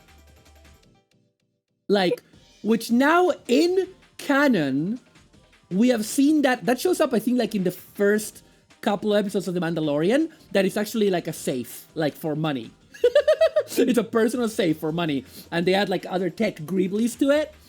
But that's what. So Wilro Hood is a dude that just runs in the shot for a couple of seconds, is very firmly in shot, holding his little ice cream maker and runs off. That's it. Not even a line. right? Yeah. But recently, and I don't know if Skylark knows this, that guy was an extra, right? He was played by an extra, and someone found him. And people did find him, and people did find the actor. Sadly, he had passed away when they found him. But he was like, because he was in a retirement home, and he passed away like a bunch of years ago. But they found out who he was, because it wasn't like he wasn't credited, or he was like in the big massive extras or whatever. And there's an entire thread on Twitter that is, I think, in French, about how they found him. How they found the guy that played the original Glubshido Wilroy Hood. Can I read a Tumblr post to you? Of course. I'm sorry that I just rambled at you. No, this is related. Okay. This is not about Star Wars, but this is a very similar thing. Yeah. Okay. So, do you know about the Jurassic World meme of everyone, like, the dinosaurs get out and everyone starts running, and a guy picks up 2 margaritas and runs? I think I've seen them. I've not seen the movies, because, wow. I haven't seen the movie. But, I haven't seen the movie. I only know about this, because this is very important. Okay, I need to read these. I'm gonna read these Tumblr posts out loud. Please. Jurassic World did the Avatar thing where it made $1 gajillion and left no cultural footprint whatsoever. Name your favorite Jurassic World character. What was your favorite line? It evaporated despite everyone seeing it. Wrong. Fave character was the extra that ran away from the pterodactyls with 2 margaritas in hand, followed by a gif of this. Yeah. A reply to that. Gotta do everything myself around here, with a screenshot of the credit for that part, which is Jimmy Buffett. No! It is Jimmy Buffett! No So way! then someone replies to that. So I went into this guy's Wikipedia... Oh, damn it, I scrolled down. So I went into this guy's Wikipedia page because he looked familiar. And there's this big controversies section, so I was preparing myself to read that even the Margaritas Pterodactyls guy has sexually assaulted someone. And it turns out he hasn't. However, he has been sued for copyright infringement for a blasphemous musical rendition of a monologue from the 1950s. Bullet point. He was on a plane with U2's Bono and his family, and the plane was shot by the Jamaican police, who believed they were smuggling marijuana. He wrote a song about the incident. Bullet point. He's actually a singer, and his better-known song is called Margaritaville. He also owns the Margaritaville Cafe restaurant chain, and has licensed Margaritaville Tequila, Margaritaville Footwear, and a Margaritaville Foods. He owns the Margaritaville Casino, has released a Margaritaville online game, and wrote and starred in a musical called Escape to Margaritaville. Bullet point. He also wrote a song called Math Sucks, which was condemned by the U.S. National Council of Teachers of Mathematics for its alleged negative effect on children's education.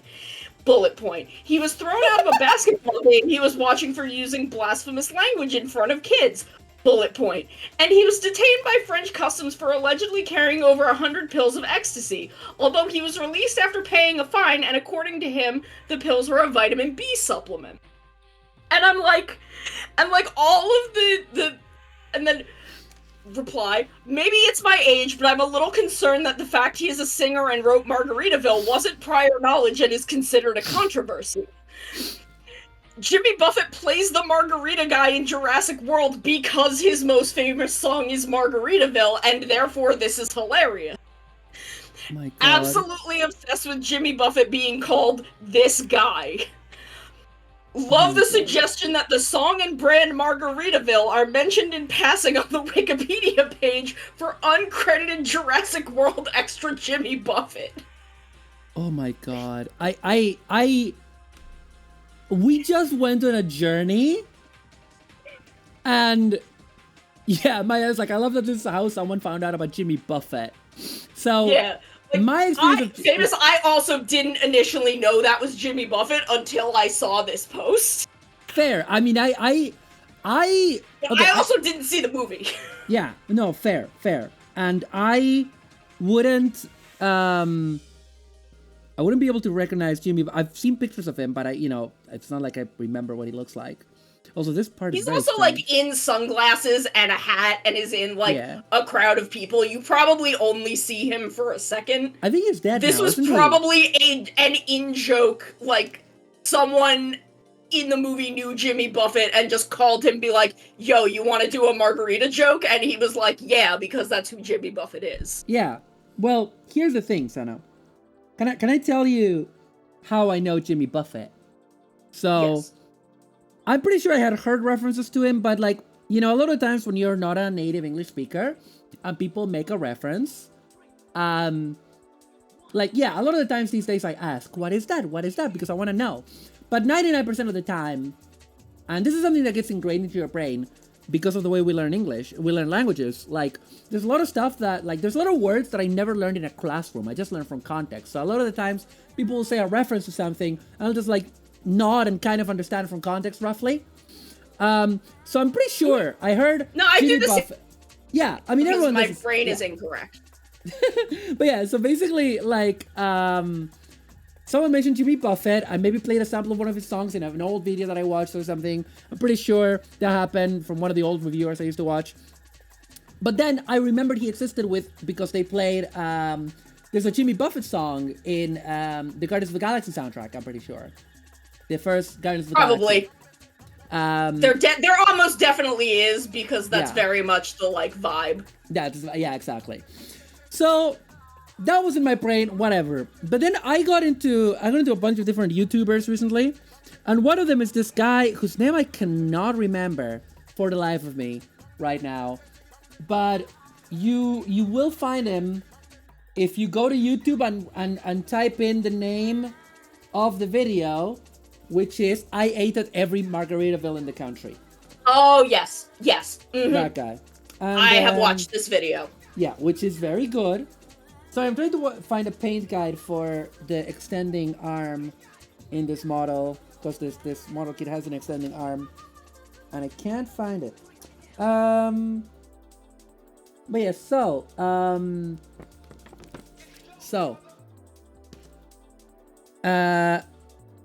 yeah, basically it's a wonderful video from this guy who's like, cheeseburger. Yeah, Eddie Burback. Yeah, he ate at every Margaritaville, and it's this like hilarious video essay about like the futility of aspiration Yes. no, it's not the futility, it's the futility of aspirational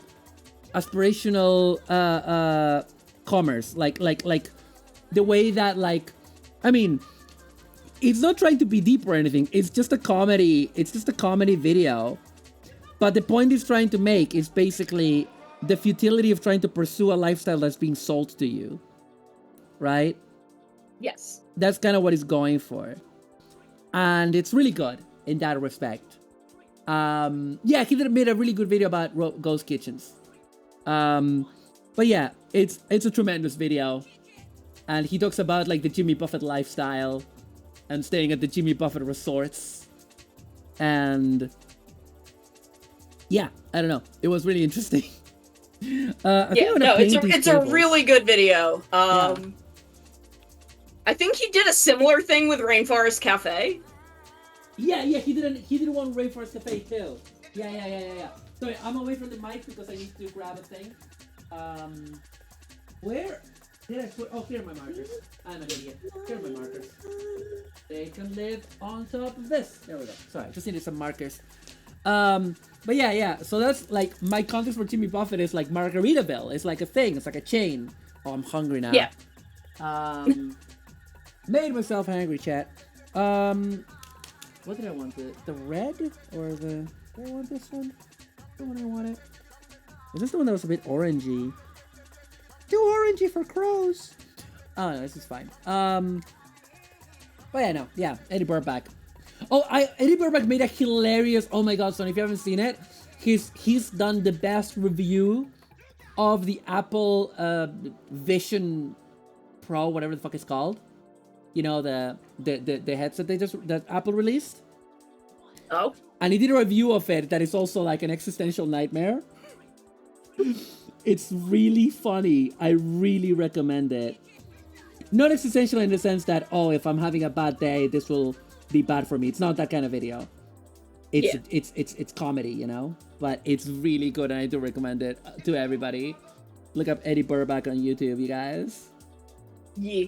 Yeah. I think I might have something with eggs tonight.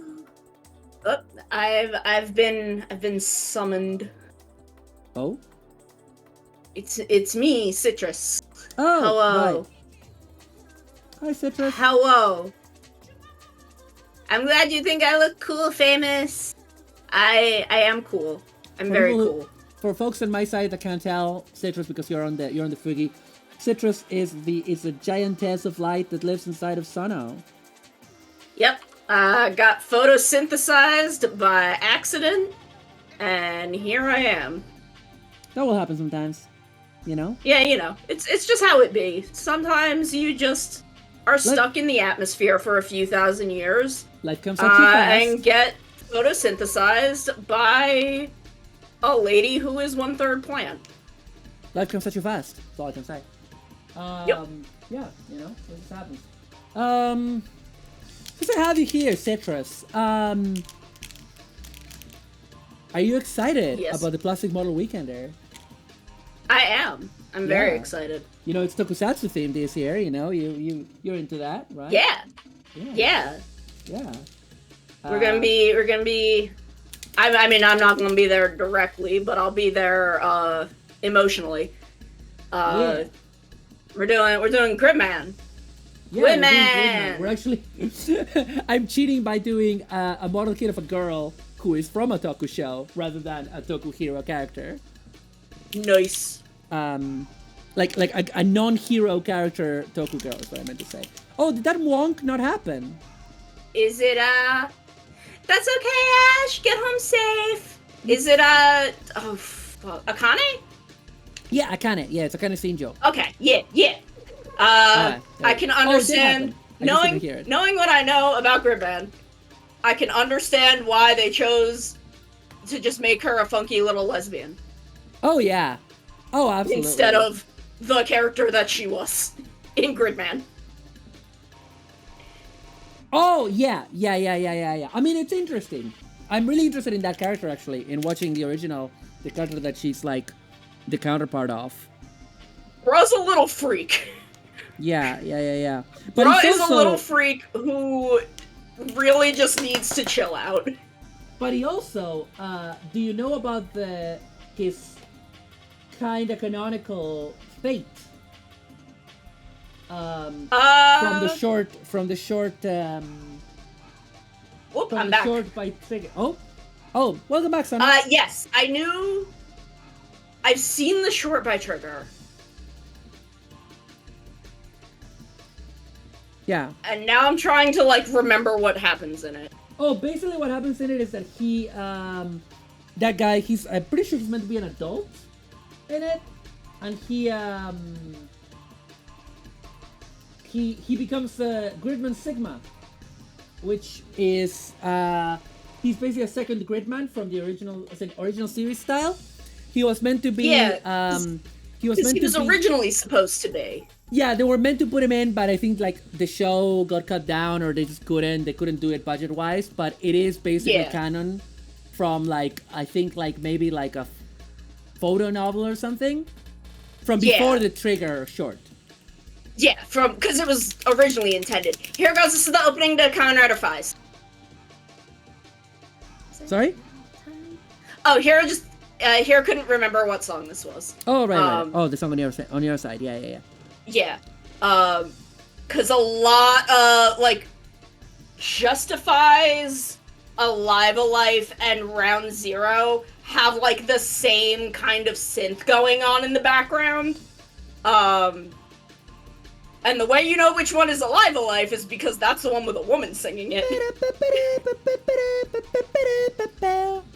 That one. But they've all got that, like, same synth going on in the background, so I also, like, confused them for a while. It was the early 2000s. It was the style at the time. Yep. I think Agito also sounds a little similar. Ready to go, Count Zero. Kamen Rider Agito. Agito! I'm doing like little details inside of this little accessory. Yee. And I'm rendering bug arms. Barms. Arms. Maya is saying Maru. Maru what? Maru what? What? What? What are you talking about, Maya? What do you want? Huggy toes. I get it. Ha. I got Street Fighter 6 on PS4. Could I play online in your PS5? I mean, I have it on PC, but yes, you could. I'm pretty sure. Pretty sure we can. Yeah. Didn't know you liked. Didn't you wanted to play that game? Because I love it. I haven't played it in ages because I am, I'm playing other games, playing Helldivers. Oh my god, that Rayeth game! I can't stop thinking about it. Oh my god, it's so God, good. Sono. It's so fucking good. It's It everything is I wanted and ridiculous more. how good this game is. I kind of wish that, because the way that Utena has still an extremely active, large community Yeah. that I'm part of. Well, I'm very lapsed in participating, but Empty Movement. Kind of wish we had that for Rayeth. Yeah. Because that community freaked when we got a full translation of the Sega Saturn Utena game, which is fantastic, just like the Rayeth one. And I'm like, man, I wish we had like a good big Rayeth community. But it's not the same, right? Rayeth is very good, but in many ways it's way less unique than Yeah, Utena. and like the thing is, Utena is iconic queer anime, Yeah, that's it. That's the thing. where, Rayeth doesn't have that, like, legacy. No, and makes sense. It's just, it's basically what Rayeth is. It's an extremely excellent magical girl isekai mecha anime. Yes. But and I would say it's like not as iconic in the same way. No. It doesn't... Utena was a lot of little lesbians, queer awakening, and Rayeth just isn't that. Yeah. And I respect that. It was for me. It was absolutely my little queer girl awakening.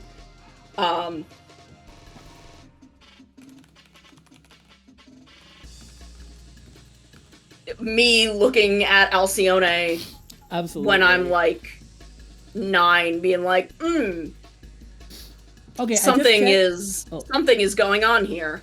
Sorry, just to say, Maya, I just checked, and yes, the PlayStation 4 version of Street Fighter 6 is crossplay compatible with the PC version, according to all the information I'm finding online. So we should be good to go. But why do you want to play that when we could play Fortnite together? That is a joke. Right. Where were we? Where was we? Glub Alcyone Cheetos. being... I would say being- Alcyone was my gay awakening, because I'm pretty sure Queen Serenity was my gay awakening I mean, in when I was fairness, like 6. that's fair. I like it, just that scene where Luna takes Usagi to the moon, Yeah. and you get the little hologram of Queen Serenity and the flashback, and I'm like, I want to marry her. Right? Yeah. I like her. And I'm pretty sure that was my gay awakening, but Don't throw your shoe at me. Alcyone didn't hurt matters. Yeah. Oh my god. So now I have a marker here that's called Sharp Pink 2. I have like a couple of Sharp Pinks. This one is like brown. Clap made me gay. Clap definitely made me gay. I mean... Clap did make all of us gay. But I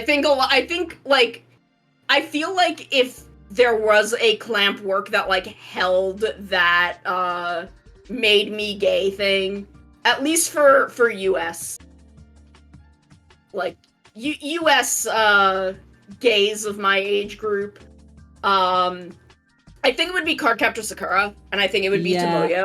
Yeah, Tomoyo and also like, because if we go wider, also I mean Toya and Yukito. Yes. I mean, I was thinking specifically like lesbians, but Oh yeah, no, fair. But I would say, like, the thing is, in general, a lot of this anime had the effect perverting all of us into the degenerate L and G and B and T lifestyle, which we are. And all them filthy, filthy cues. Yes. And but yeah, it's because like we got, I always say this proudly, we got uncensored Cardcaptor Sakura in Latin America. Yeah. We got all the gay in it. We got all the gay, and it was glorious. Thankfully, we were getting Cardcaptor Sakura right around the time that it was becoming easier to buy things on VHS, where it was uncensored. 5-star stories. Oh, interesting. Interesting that was something I mean, 5-star stories is very, it's full of androgynous and extremely beautiful characters. I was already gay when I saw Cardcaptor Sakura, so when I saw her brother and his mate, I was just like, oh, this is a nice surprise, says Maya. Oh, I'm Maru. I watched Cardcaptor Sakura uncensored. I'm going to heaven. Yes, I am going to heaven. Thank you. Thank you for noticing. Exactly. Yeah, like, what? It's like, by the time we got Cardcaptor Sakura, I think is when we were getting Sailor Moon R, and everyone was like, why have they made these lesbians cousins? Oh yeah, 5-star stories is full of non-binary queerness and transness and shit. I mean, Amaterasu's gender is God, basically. Yeah. Amaterasu can be whatever gender he fucking wants. Or, I mean, we say he for shorthand, because he mainly would be a masculine character that is referred to as he in the text, basically. But he has been women. My gay awakening was the original Thundercat, says Maya. You know what? That's valid. I mean, that's valid. That's valid. Right. So now that I've painted those bits, I'm going to, let's finish assembling these hands, I guess. And, oh yeah, I'm gonna put the gun in the leg hole. Oh no, I wanted to do some Azzy, you can't just say that your queer awakening was something more bizarre and then not tell me what it was. Yeah, you can't do that. You have to tell us by law. Bible Black. Yeah. You know what? Fair enough. You know what? Fair. I do want to say that SWAT Cats definitely influenced my gay awakening with all of its hot cat girls. Oh, interesting. I don't remember SWAT. Have you seen the ladies from SWAT Cats? I have to send you. I remember watching SWAT Cats as a kid, but I don't remember much about it. I have to find an image of the girls from SWAT Cats. I remember there were a lot of, it was like two badass cat dudes with airplanes. That's what I remember. Yeah, that basically. Let's see. There was this lady who I think was like a news reporter, or no, she worked for the mayor. I think she worked for the mayor, and then there was another lady reporter. Because also the other thing you have to remember about me when I was younger is I was part of that generation of online people that were like, furries are weird, because I was stupid and young. So that's kind of like a shameful part of my past, because furries are hella cool. Just on a basic level, not like, you know, individuals can be good or bad, obviously. They were called T-Bone and Butt Steak. What? Okay, let me have a look at this. Okay, what are you gonna blast me with here, Sano? Okay, so there's I just DM'd it to you. There's that girl. She looks. I love it because like because of the standards of the time, especially.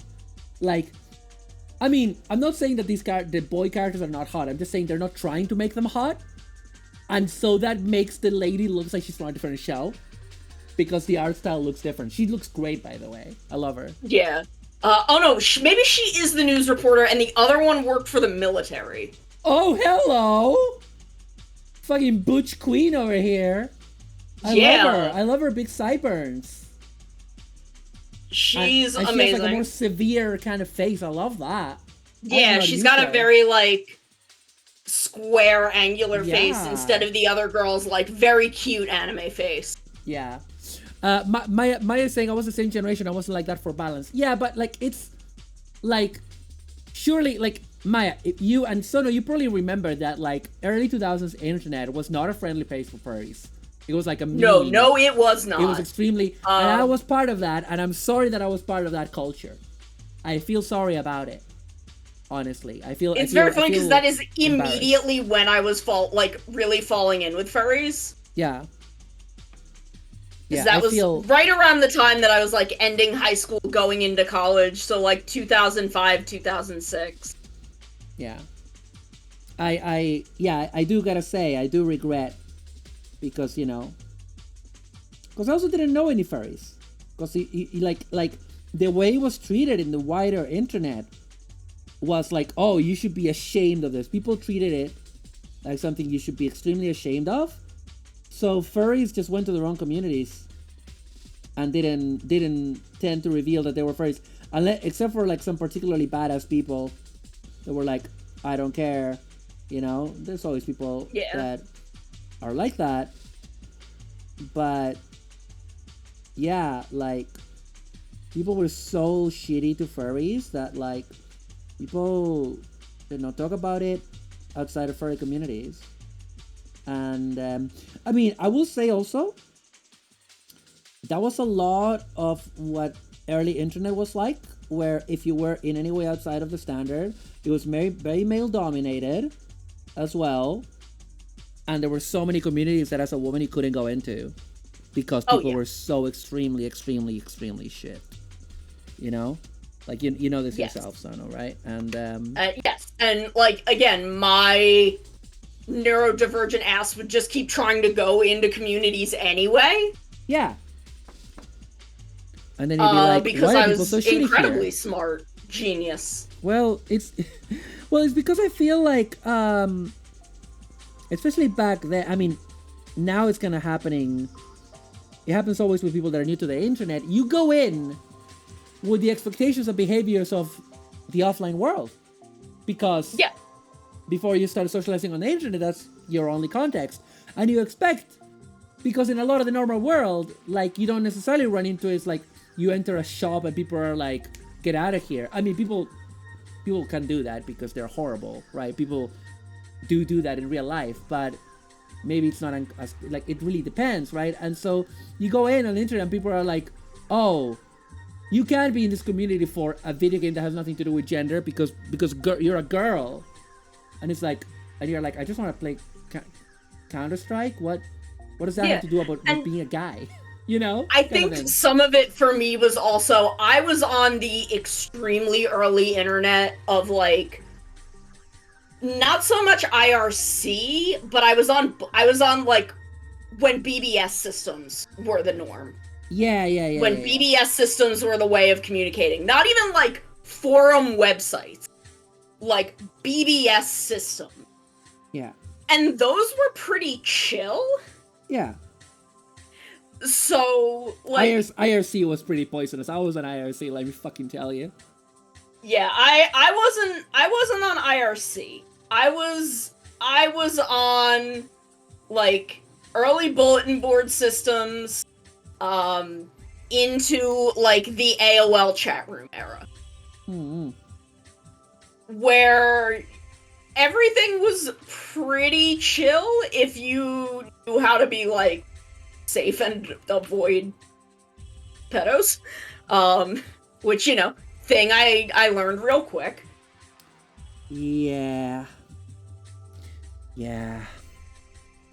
Hi, Doxan!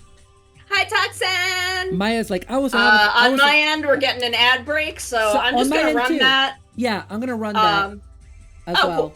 It's a 1 minute ad on my end. We'll be right back. Yeah. I'm gonna put us in a BRB as well, chat.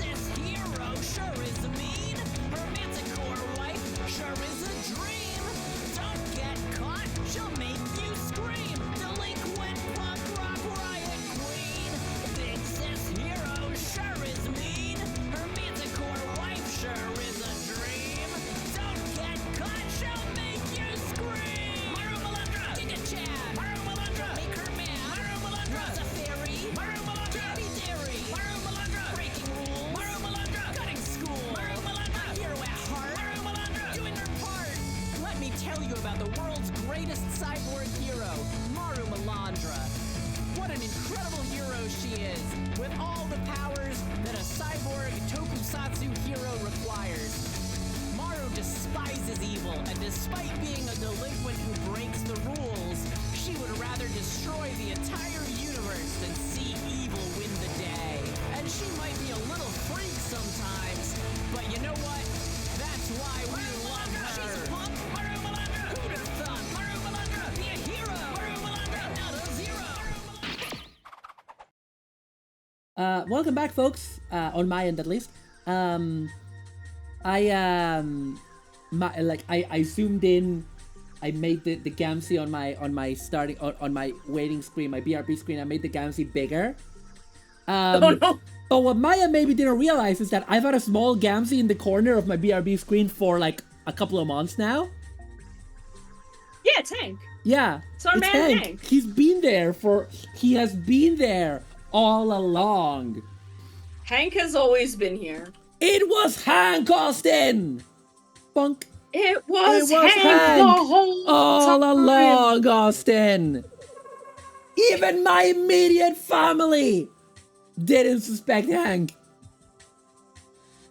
Because Maya has the Soros covering a bit of the screen and like a transformer, and Maya couldn't see Hank in there. Yep, he's been there. Couldn't see the little Hank. He's been there all along, Austin. By Austin, I mean Maya. I'm so stupid. I'm so wrestling pilled right now. I am so wrestling pilled, so no. It's not even funny. I know.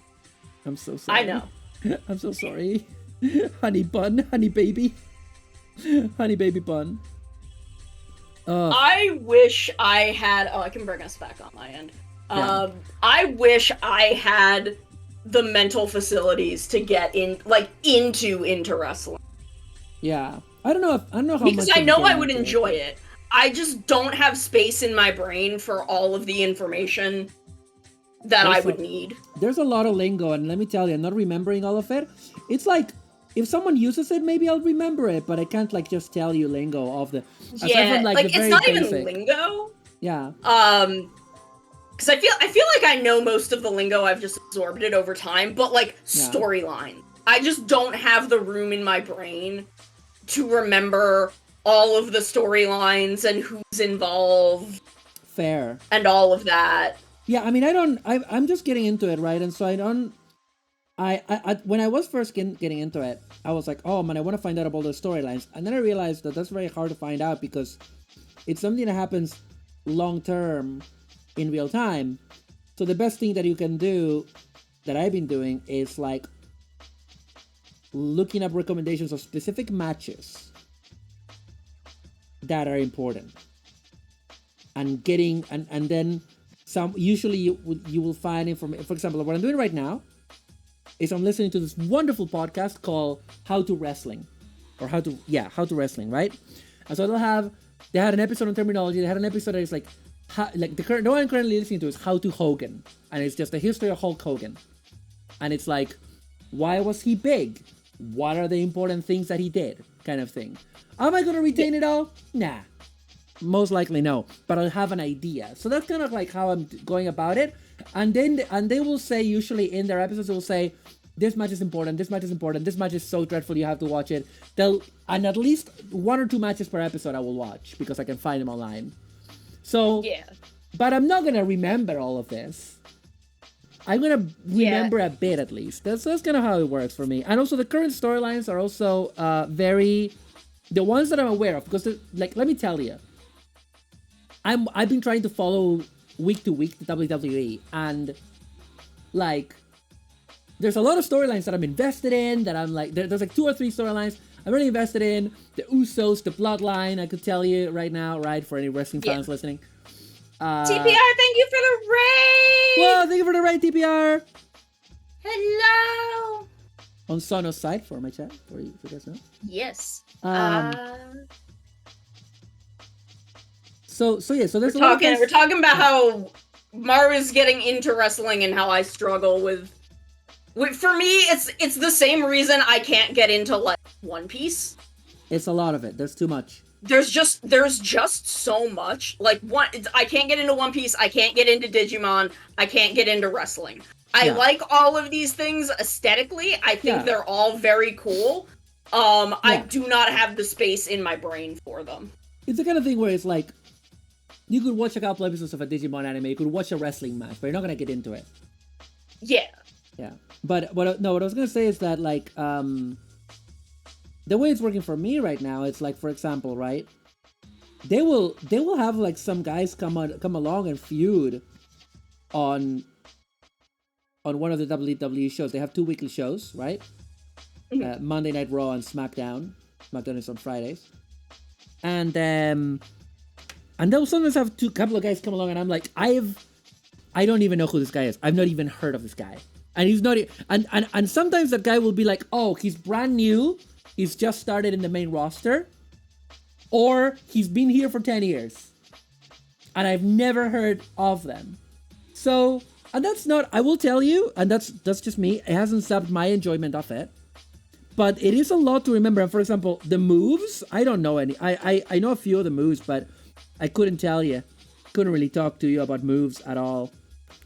But I can tell you that when Rhea Ripley is injured, and when she's back, hell's gonna break loose.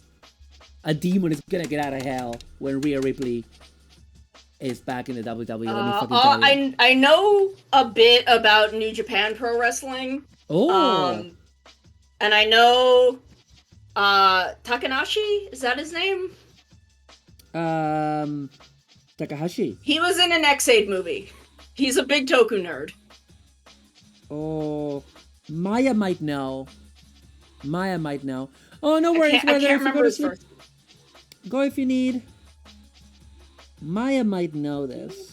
Because Maya does know some stuff about the Japanese side of things, which is really... Oh, it's Hiromu Takahashi. Oh, is it actually him? All right. We've been watching Yeah, guy's a freak. I love him. He's a big Toku nerd. He was in the Dr. Pac-Man movie. Oh! Tanahashi. Oh, okay. Tanahashi, that's the name. Tanahashi. Okay, so it's not Hiromu Takahashi then. Okay.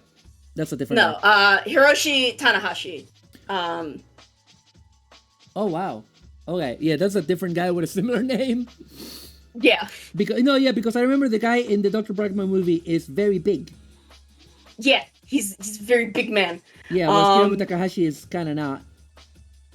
Yeah, no, this big man likes tokusatsu. Yeah. No, because we've been watching Hiromu Takahashi, who is fucking insane. So no, he has a little cat plushie called Daryl that he brings to the ring, and we watched a match from like a month ago where he was fighting an extremely. This is another reason for watching wrestling. A lot of very attractive people. People think all wrestlers. Everyone in wrestling is hot. Yeah, in general. So, like, he's fighting Mustafa Ali, who is this extremely attractive man with enormous tits, and he keeps trying to get Mustafa Ali to talk to the cat plushie in the ring, and also because the cat plushie is his son. Yeah, or something like that. And he will sometimes bring out Someone a cat mentioned plushie, this recently. like a normal version of the cat plushie. And then sometimes he'll bring a version that is like beefy, that is like a cat plushie with like pecs and abs. And that's the one that he had that time. It was like ripped Daryl, basically. It was fucking incredible. Significant tit meat. Yeah, exactly. Yeah, Azzy, I knew about. I watched like half of Tiger Mask Double. And then the people I was watching anime with didn't want to keep watching it, so I didn't get to finish it. But yeah, I know about that. I need to watch Tiger Mask. Tiger Mask, the crazy thing about Tiger Mask is that it's both the real wrestler, but also it's like a Doctor Who situation where like Tiger Mask has been several people, and also there's a Tiger Mask manga and anime. Yeah. And it's like a whole thing. But also, Tiger Mask showed up in a H Bomber Guy video. No, not H Bomber Guy, no, yes. Sorry, Super Apex Wolf. Yes. because I think it was because he's both an anime guy and a wrestling guy. Yeah, I think it was actually in the Dell video. Do you remember the? I think Dell? so. Yes. Yeah, where he's like talking about his like anxiety and depression and spiraling, and then it just like, and it's like he's like, nah, nah, nah, nah, nah, and then it just like cuts to like Tiger Mask. And then there's a bit where he plays, I believe, the synthwave cover. Like, there's a very popular synthwave cover of Comme Ça Sur Todd, and he's like, I have to use this one because if I play the actual one, I'll get copyright struck. Yeah, that's the one that when he's like, he's like, I played the song. I did what I do whenever I'm having a depressive spiral, and he lies completely flat, face down on the ground as a fast synth wave of Comme Ça Sur Todd plays, and it's so sad. Yeah. But yeah, at the point where he's like freaking out, it just cuts to like Tiger Mask singing "Falling in Love with You." Yeah. I would love to finish it, but I cannot watch anything on. I do not have time. So I have 2 weekly watch-alongs that I do, and maybe Tiger Mask Double will make it into Monday watch-along with Maru. I'm one of the watch-alongs. Hello. I watch stuff with Maru on Mondays and Drez on Thursdays. Yeah, we're currently watching. And that's the only time I watch things. We're currently watching. I do not watch anything other than those 2 times. Which is fair.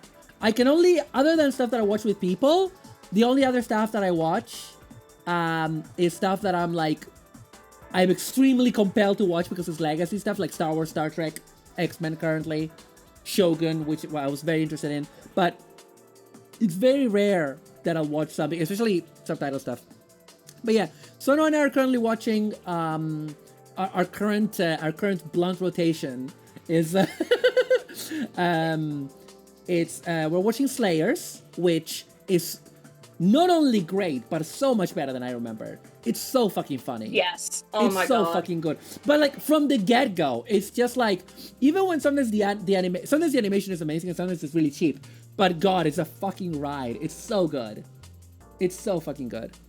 And we're watching Bokenger because you're showing me Bokenger, and fucking incredible. Gotta say, top tier.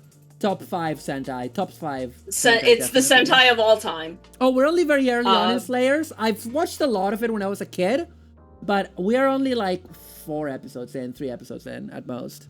Yeah, see, I've never watched Slayers because I never knew the order to watch Slayers in. Fair. So I just never did it. Which is fair. And we're also watching my absolute favorite J-drama, Samurai High School. Oh, it's so good! Which is simultaneously the dumbest and most heart-wrenching thing I've ever watched. It's so good. When we started watching it, I enjoyed the first episode a lot, but I was also like, you know when you start watching something, especially something that like someone you're close to really likes, and you really want to like it, right?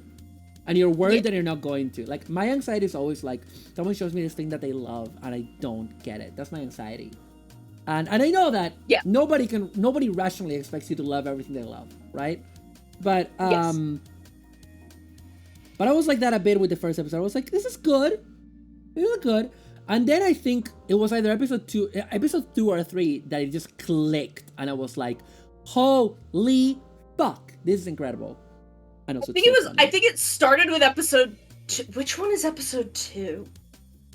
Because I think episode 3 is the one about singing and getting put on YouTube. I think that's episode 3. Getting cyber bullied. No, don't cyberbully my wife. What? No, don't cyberbully me. No, but no, that's the episode where they cyberbully. Her getting cyberbullied. Sorry, I misheard you. No. But yeah, no, it's so like, it escalates. Excuse me. Oh, you okay? My sinuses are doing something weird. I'm fine, don't worry about it. I'm okay! Don't worry about it! I just need to drink a little bit. Yeah, no, go for it. I'm sorry for making fun of you. No, it's fine. But no, it's so good. because I was like kind of the same way with the first episode. I'm like, oh, this is good. This is fun. This is gonna be a fun ride. It gets a little real, but you gotta do the up and down. You gotta do the changing of energy, the pace going. Yeah. And then you get to, again, like the episode where she's cyberbullied and then kidnapped. Oh yeah, I forgot about the kidnapping. Yeah, fuck. Yeah. And like it just keeps escalating every episode. Cause then the next episode, the one classmate tries to like jump off the fucking roof. Yeah. Yeah. And my boy becomes a man by stopping him. And the character development is so good. The main actor is so versatile. Because the premise of... He's so good, and like it fucking devastated me when the news broke that he had passed away, taken his own life. Yeah. 'Cause he was so talented. Yeah, man. That is very, very sad. And but yeah, so this I'll tell people a bit about what the show is about. So it's basically it's a coming of age dramedy. I would say it's a comedy with dramatic elements. It's largely a comedy. It's definitely it's billed as a comedy. Yeah, it's a comedy show. So the concept is there's this guy who is a bit of a loser. Our boy, what's his name again? Kotaro. Mochizuki Kotaro. Yeah, Kotaro is a bit of a loser, right? He's just the class clown, bit of a loser. And then one day, no, I don't wanna go too much into detail, but one day he basically gets possessed by the spirit of one of his ancestors, who was a guy with the same name, who was a samurai that fought at the Battle of Sekigahara, which you don't need to know what that is. Don't worry about that. It's a very important historical battle. And he gets possessed by him, and this guy basically comes into his body and like fights off people, and he's like, oh, what are all these weirdos doing? He's like, what am I doing in the present day, kind of thing. But also, our boy, he's still like conscious while he's possessed. So the samurai guy has control over him, but he can see everything that's happening. He's aware, but he just can't stop it. And it ends up becoming this show that is about like growing up and authority figures and the education system and bullying and all these like very topical kind of themes for young people, right? Am I describing it okay enough? Yeah, it's so much about growing up and finding who you are and want to be, and determining kind of how important to you is it, what other people want you to be, what do you want to be to other people. Yeah. Adults are not always right. Adults are very frequently not right. Yeah, very, very frequently. Oh yeah, Slayers was an outgrowth of TTRPG sessions. Absolutely, absolutely. Yes. That's what it was. 100%. I'm looking at. Oh yeah, those lights. Okay. 28 or 29. Okay, 28 or 29. I was gonna do decals today, but I don't wanna. Hey, Mr. Professor, thank you for the resub. How you doing? How you doing?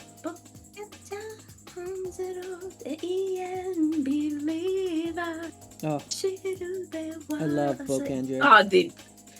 God, the Bokenger opening and ending are so fucking good. There's a whole generation now probably doesn't actually know Lina in Dota 2 was straight up based on Lina Inverse. No way! I didn't know that because I don't go here. I don't know anything about Dota. But that's mad. I love Lina Inverse so fucking much. I love her. She is an angel. She's not. But also she's not, but she is. Are we familiar with the comics character the Phantom? Do we mean like purple suit, black domino mask. Do we mean that guy? Is that who we mean? The classic comic book character. Oh, nice, Sunny. Yeah, I'm not. Sunny was talking to me about a multiplayer Stardew Valley challenge and found another person. Nice. Yeah, I'm familiar with the Phantom. I went to the Argentinian premiere. Well, it was a test screening of the Phantom. It was actually not released fully in theaters. It's a good movie. It flopped, but it's a decent superhero movie from the 90s. And yeah, I went to a test screening because I knew my sister knew somebody, and we watched it, and I was like, this is cool, this is fine. And yeah, and then it never got wide release because it was the movie's a lot. But yeah, enjoy the movie. It's a fun movie. It's a fun romp. There's a lot of good moments. And you know, all the problematic stuff that you get from a superhero from the 30s, or no, actually 20s, I think. Right? He's one of the first superheroes, the Phantom. Yeah. Man, I'm sad I didn't get to go see the Phantom Menace, but oh well. Yeah. I did go to see when they did what was it? Didn't they do a screening of The Empire Strikes Back a while ago? I think they did. Or Jedi. Possibly? I think I went to see Return of the Jedi earlier this year. I can't remember. Who remembers things? Oh no, it was last year because it was 2023. Lord knows I don't. That's it. Last year I went to see Return of the Jedi with my friend because of the 40th anniversary, and it was great. That was the only Star Wars movie I had never seen in a cinema. I'm not counting the Clone Wars cartoon one. I've watched it. That's not in a cinema, but it was the only of the major Star Wars films that I hadn't seen in a cinema. So now I can say I've watched all 3 trilogies. Yeah. In 1936, Maru, you should be a ghost who... Yeah, because Phantom is the ghost who walks. Which was a very confusing name and title in Spanish because ghost and phantom are the same word for us. It's like, you know, the Phantom. He's the Phantom who walks. You know, the Phantom. And it's like, Yeah. why are we repeating his name so much? What are we doing? Okay, here? Sunny, you take it easy. You vibe, you chill. Yeah, we all vibe in here. Champ. Yeah. We are all just taking it easy. Welcome to the vibe zone. Population you. Yes. Love the vibe zone. All I'm doing right now is I've been doing like panel lines and I'm just like erasing extraneous bits from the hand. I'm rendering hair. Rendering hair. Listening to Climax Jump. Oh my god, Sono, can I tell you about something stupid that I learned this week about wrestling? Please. So, as I said, Hulk Hogan, bad man, hated for several things, and honestly, it's much more fun to talk about dumb things he did that are not like, you know, being a racist, because that's like an upsetting thing to talk about, right? Yes. That's a hateful thing. It's much funnier to diss on this man who we already know is a terrible person, diss on the stupid stuff he's done. So apparently during the peak of his popularity in the 80s, during the peak of his popularity in the 80s, one of the trademark things that Hulk Hogan did in the ring when he was super popular with the kids, you know, everyone's like, oh, the Hulkamania, you know? Yeah. Was he literally had a move that was called, I think it was called hulking out. And the concept was that after he had been beaten down by the evil opponent, the evil heel opponent, right? He would just start going like, shaking his head and going like, "Roar!" And that was basically, he was feeling the power of all the love he was getting from the Hulkamaniacs in the audience. And he became invincible. And so from then on, when the others like did like the punches on him, he would like no sell them. He would just like go like, oh, and then just like wag his fingers at them and go like, no, you know, now you will feel the true power of Hulkamania and the you know, being a good American and all of that shit that he said, right? and he was like, "Raw! I am, we're fighting for good," and whatever the fuck he said. And yeah, it's very stupid. And when you watch it now, a lot of wrestling is very dumb, but it's especially dumb seeing Hulk Hogan shaking his face and going like, "Ah!" Like he's receiving a fucking Genki Dama. I already called it the Hulk Spirit Bomb. The Hulk Spear Bomb? God. Spirit Bomb. Yeah, Hulk Like Spear Dragon Bomb. Ball. Yeah, Hulk Spear Bomb. Oh, yeah. I get it now. Yeah. God, yeah. So, Hulk Hogan, extremely cringe. Turns out. But I mean, so it's a lot of wrestling in fairness, so what am I to say? But, I'm a dwarf! Do you know what I find extremely weird that they still do? In character relationships, like romantic ones. Because like yes, nowadays, like back in the day, back in the 80s, there was still like a lot of kayfabe. But nowadays, like it's very, for example, you get into Rhea Ripley, right? As one might, and you will watch her on the ring, and she's this villain, and she's like pulling faces and sticking her tongue out, and she's like really evil and cool and badass. And then you watch in the same WWE channel, you watch behind the scenes with Rhea Ripley, and she's like, "Hi guys, this is my workout, this is the shit." She's just like a normal woman, right? Except that one that looks incredible. So the kayfabe is, barely there in some ways, right? So like, it's public knowledge who wrestlers are like dating or engaged to or married to, because they're public figures, and it's not secret information necessarily, except for some very private people. And it's like, but for example, she has an in-storyline relationship with Dom Mysterio, who is a member of her faction in WWE. And Dom Mysterio is engaged, like they're both engaged to other people. It's not a secret that in real life they're in relationship with other people, but in storyline, they're in relationship with each other. And I'm just like, isn't that weird, right? Why even bother when we all, I don't know. It's kind of interesting that they're still doing that. You know what I mean? It's weird. Yeah. Like, it's very, very weird that they still do that. Anyway, that's just, something I saw. Oh, Rhea Ripley. Oh, I love her. Lady with big arms. Yeah. I do. We all know I love a lady with big arms. That's why I'm drawing one. That's why Ash keeps paying me to draw them. Oh, hell yeah. Who are you, are you drawing, what character are you drawing right now? This is another PNG plus for Ash of a big buff beetle lady. Oh, love to see it.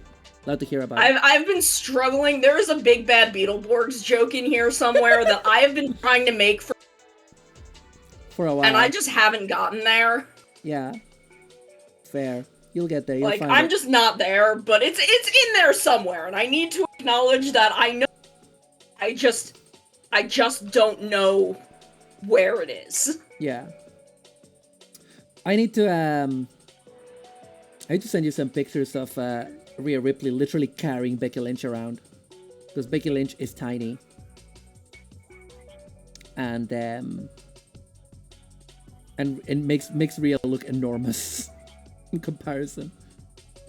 But yeah, she's away injured.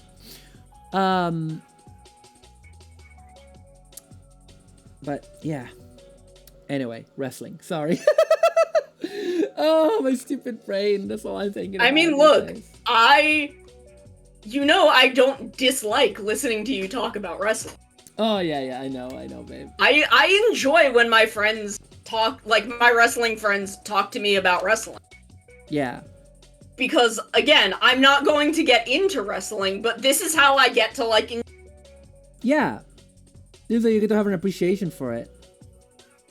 I mean, the phrase that's lived rent-free in my head ever since I learned it was... I mean, I'm sure that I heard it before, but... Yeah, we watched... Maya was saying earlier in chat that we watched the classic Undertaker match with Mick Foley, who Mick Foley wrestled under a lot of identities, but that is the source of the phrase Undertaker threw Mick Foley off Hell in a Cell. And let me tell you, hearing about it for ages didn't prepare me for watching the match, because it's one of the most brutal things I've ever seen. Hell in a Cell, you know Hell in a Cell? Yes. Yeah. I can't remember how tall it's meant to be, but it's definitely like, it's like 20 feet up in the air. Like it's 20 feet up, like I am talking nonsense. The height of the cage is, I don't know, 20 feet. I don't do feet. I don't know. It looks to be like, how tall does it look actually? It's high. And so what happens is Mick Foley, who is called Mankind, which is also a weird name. He shows up and I can't remember which one is first, but it doesn't matter.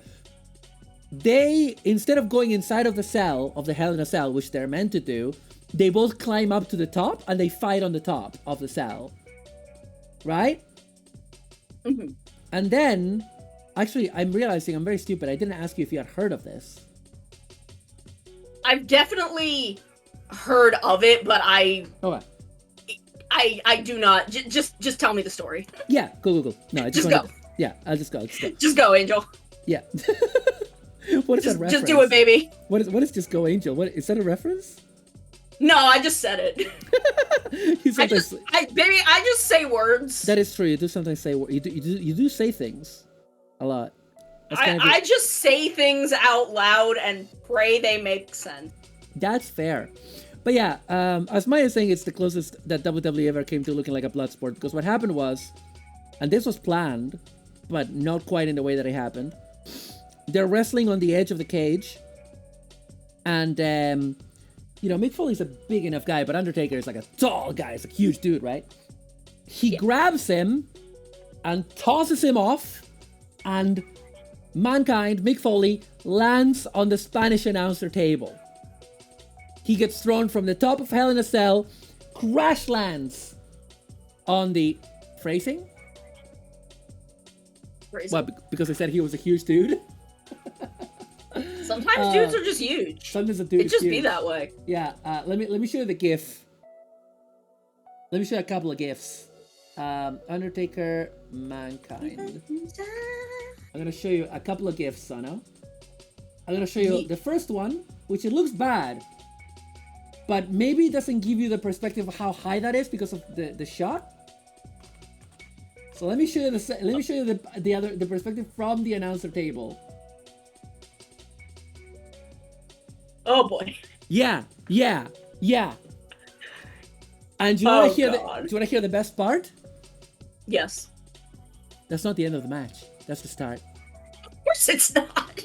That is the start of the match. Okay. Oh, you said he was tossing him off. Oh, sorry. I forget. British. Oh, okay, yeah. So, everyone is like, they bring a stretcher out. Everyone looks very concerned. The Undertaker is looking down. The Undertaker is thinking, have I killed my friend? Because they did plan this. But, I think, he was meant to, push him a couple of times, and he was meant to go on the second. And this happened twice, by the way. So, anyway, Undertaker has said that he had an out-of-body experience when he was throwing him off. Because of the situation. So anyway, after a few minutes, Vince McMahon, who was the only other person that knew that this was a stunt that we're gonna do, is standing there looking terrified, looking shocked and terrified. They bring the stretcher. They start taking away Mick Foley, right? And as they start to take him away, and the Undertaker is standing at the top of Hell in a Cell, Mick Foley breaks free of the restraints, runs back to Hell in a Cell, climbs back up. They start wrestling again, and the wire that is between all the bars in Hell in a Cell, that kind of chicken wire, right? Mm-hmm. It's not properly connected to the bars of it.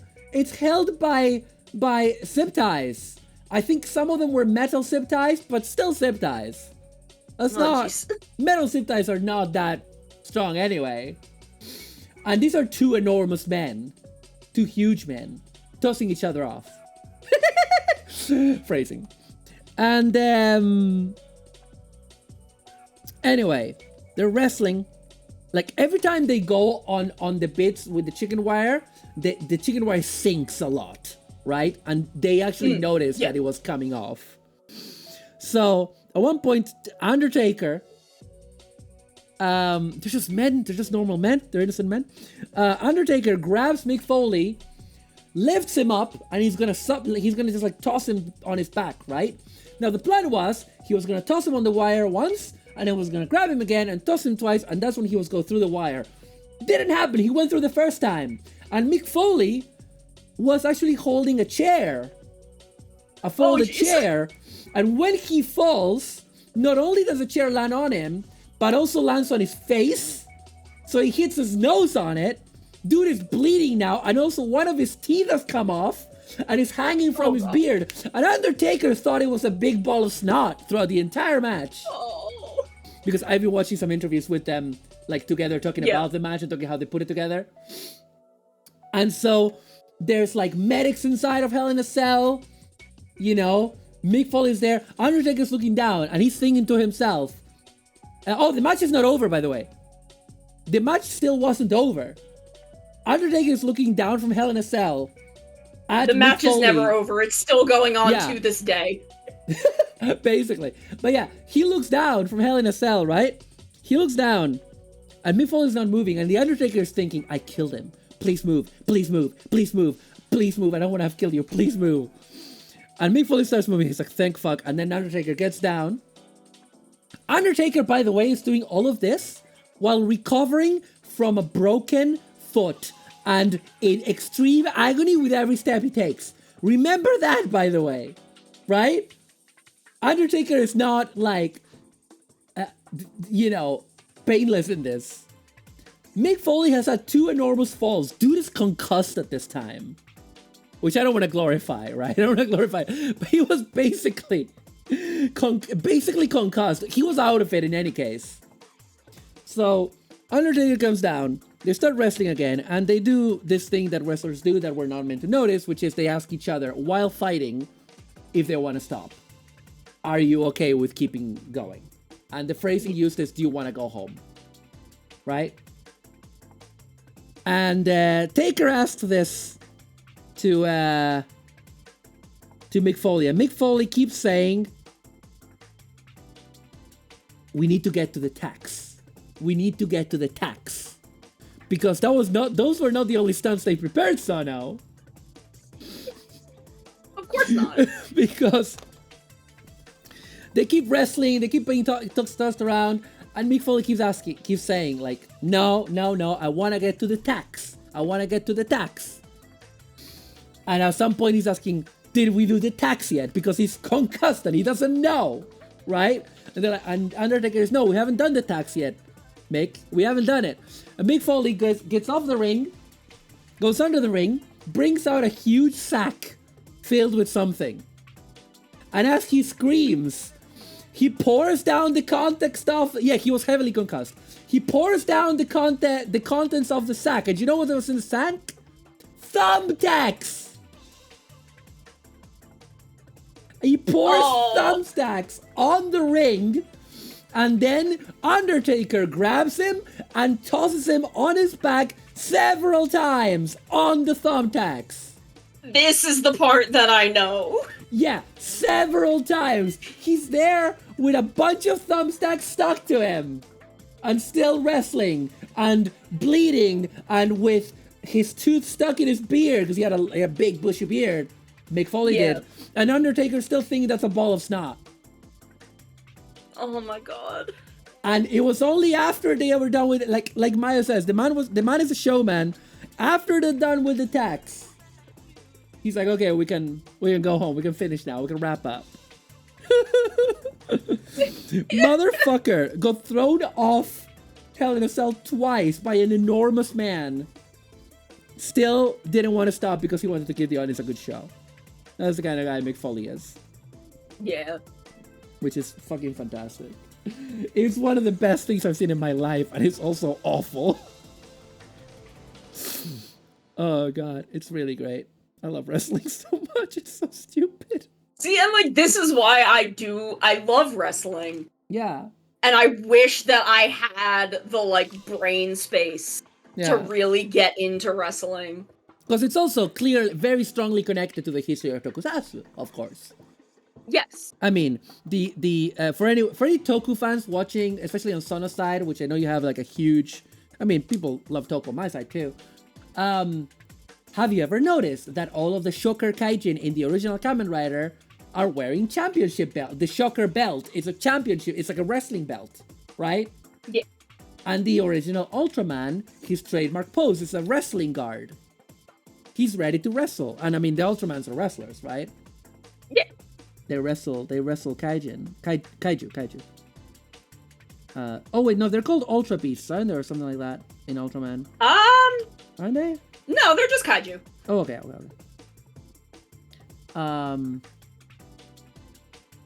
Right, I need to paint this entire bit black, and then we'll put the decals.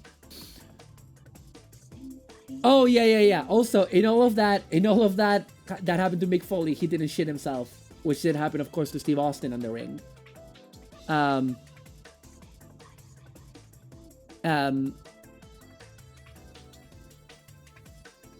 I mean, I have never read anyone say this is an intentional wrestling reference, but like Shocker Mooks wear belts that look like wrestling belts. I mean, they don't look like anything else.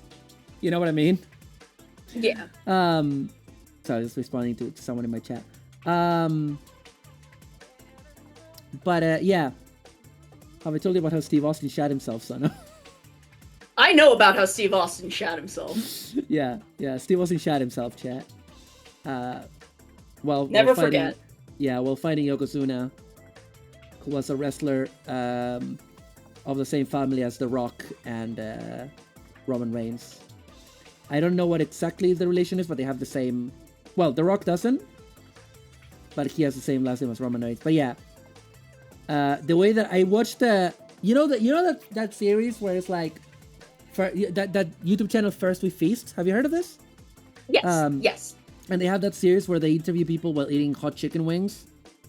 Yes. So they thank you for the follow, Kotek Zek. Thank you.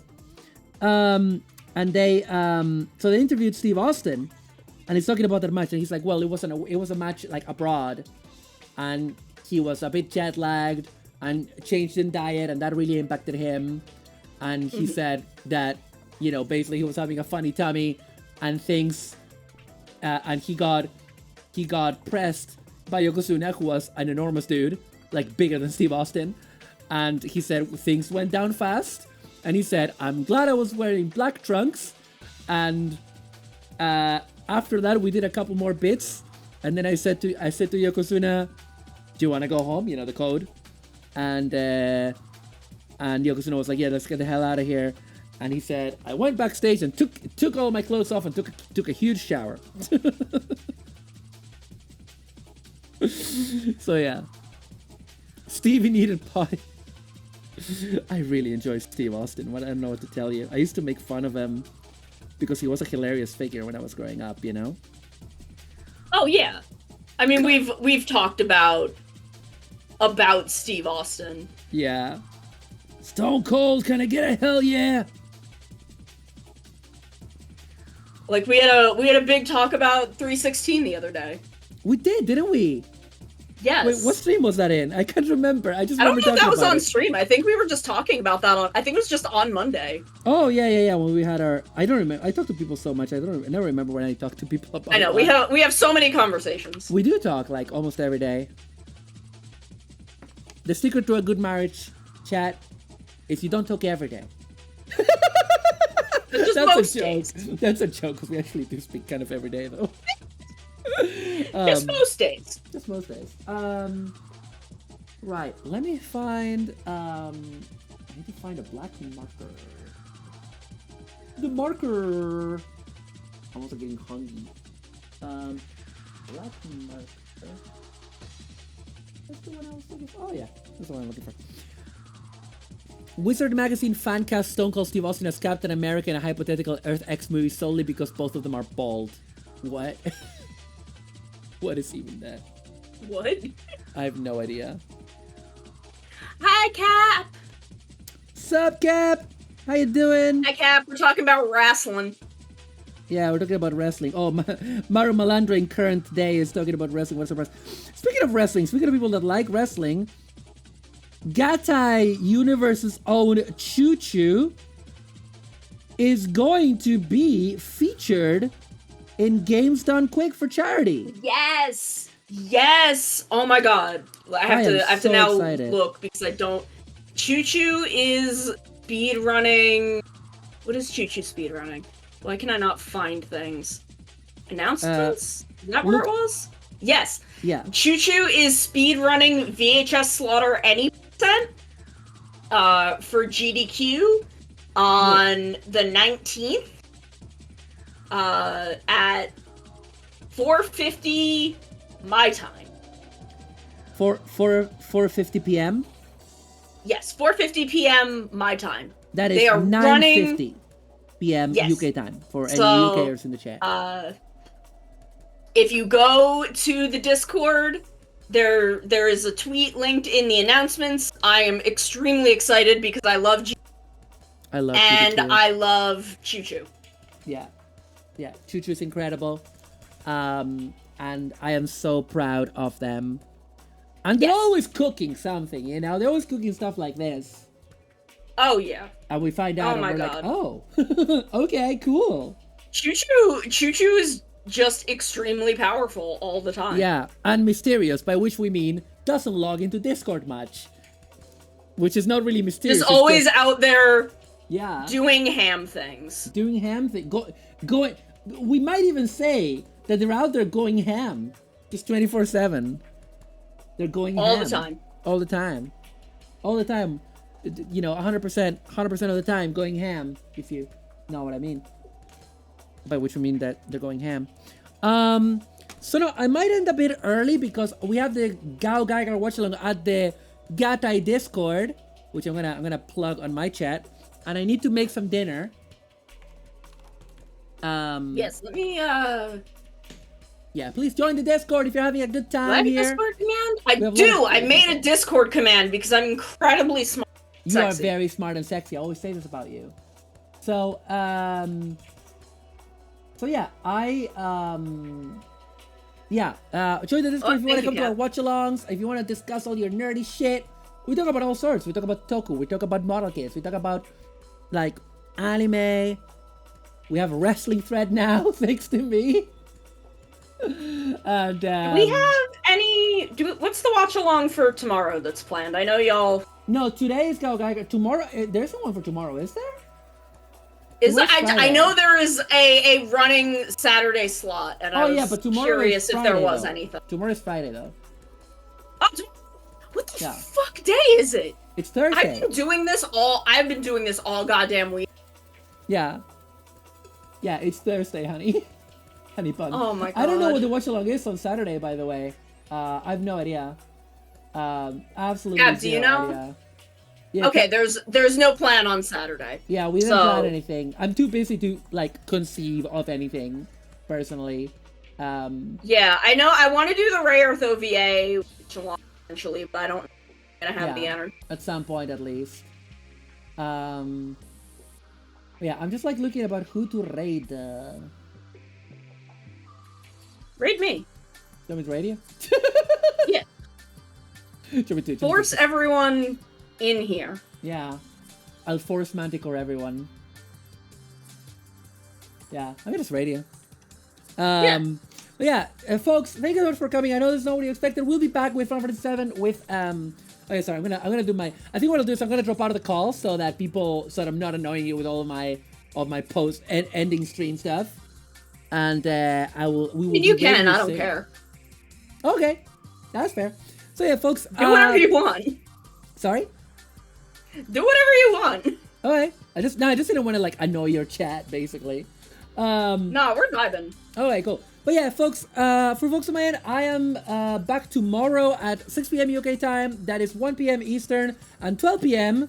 Central for a big session of Stardew Valley. We're going back with Toxon to Cargill Dairy Farm. Yeah.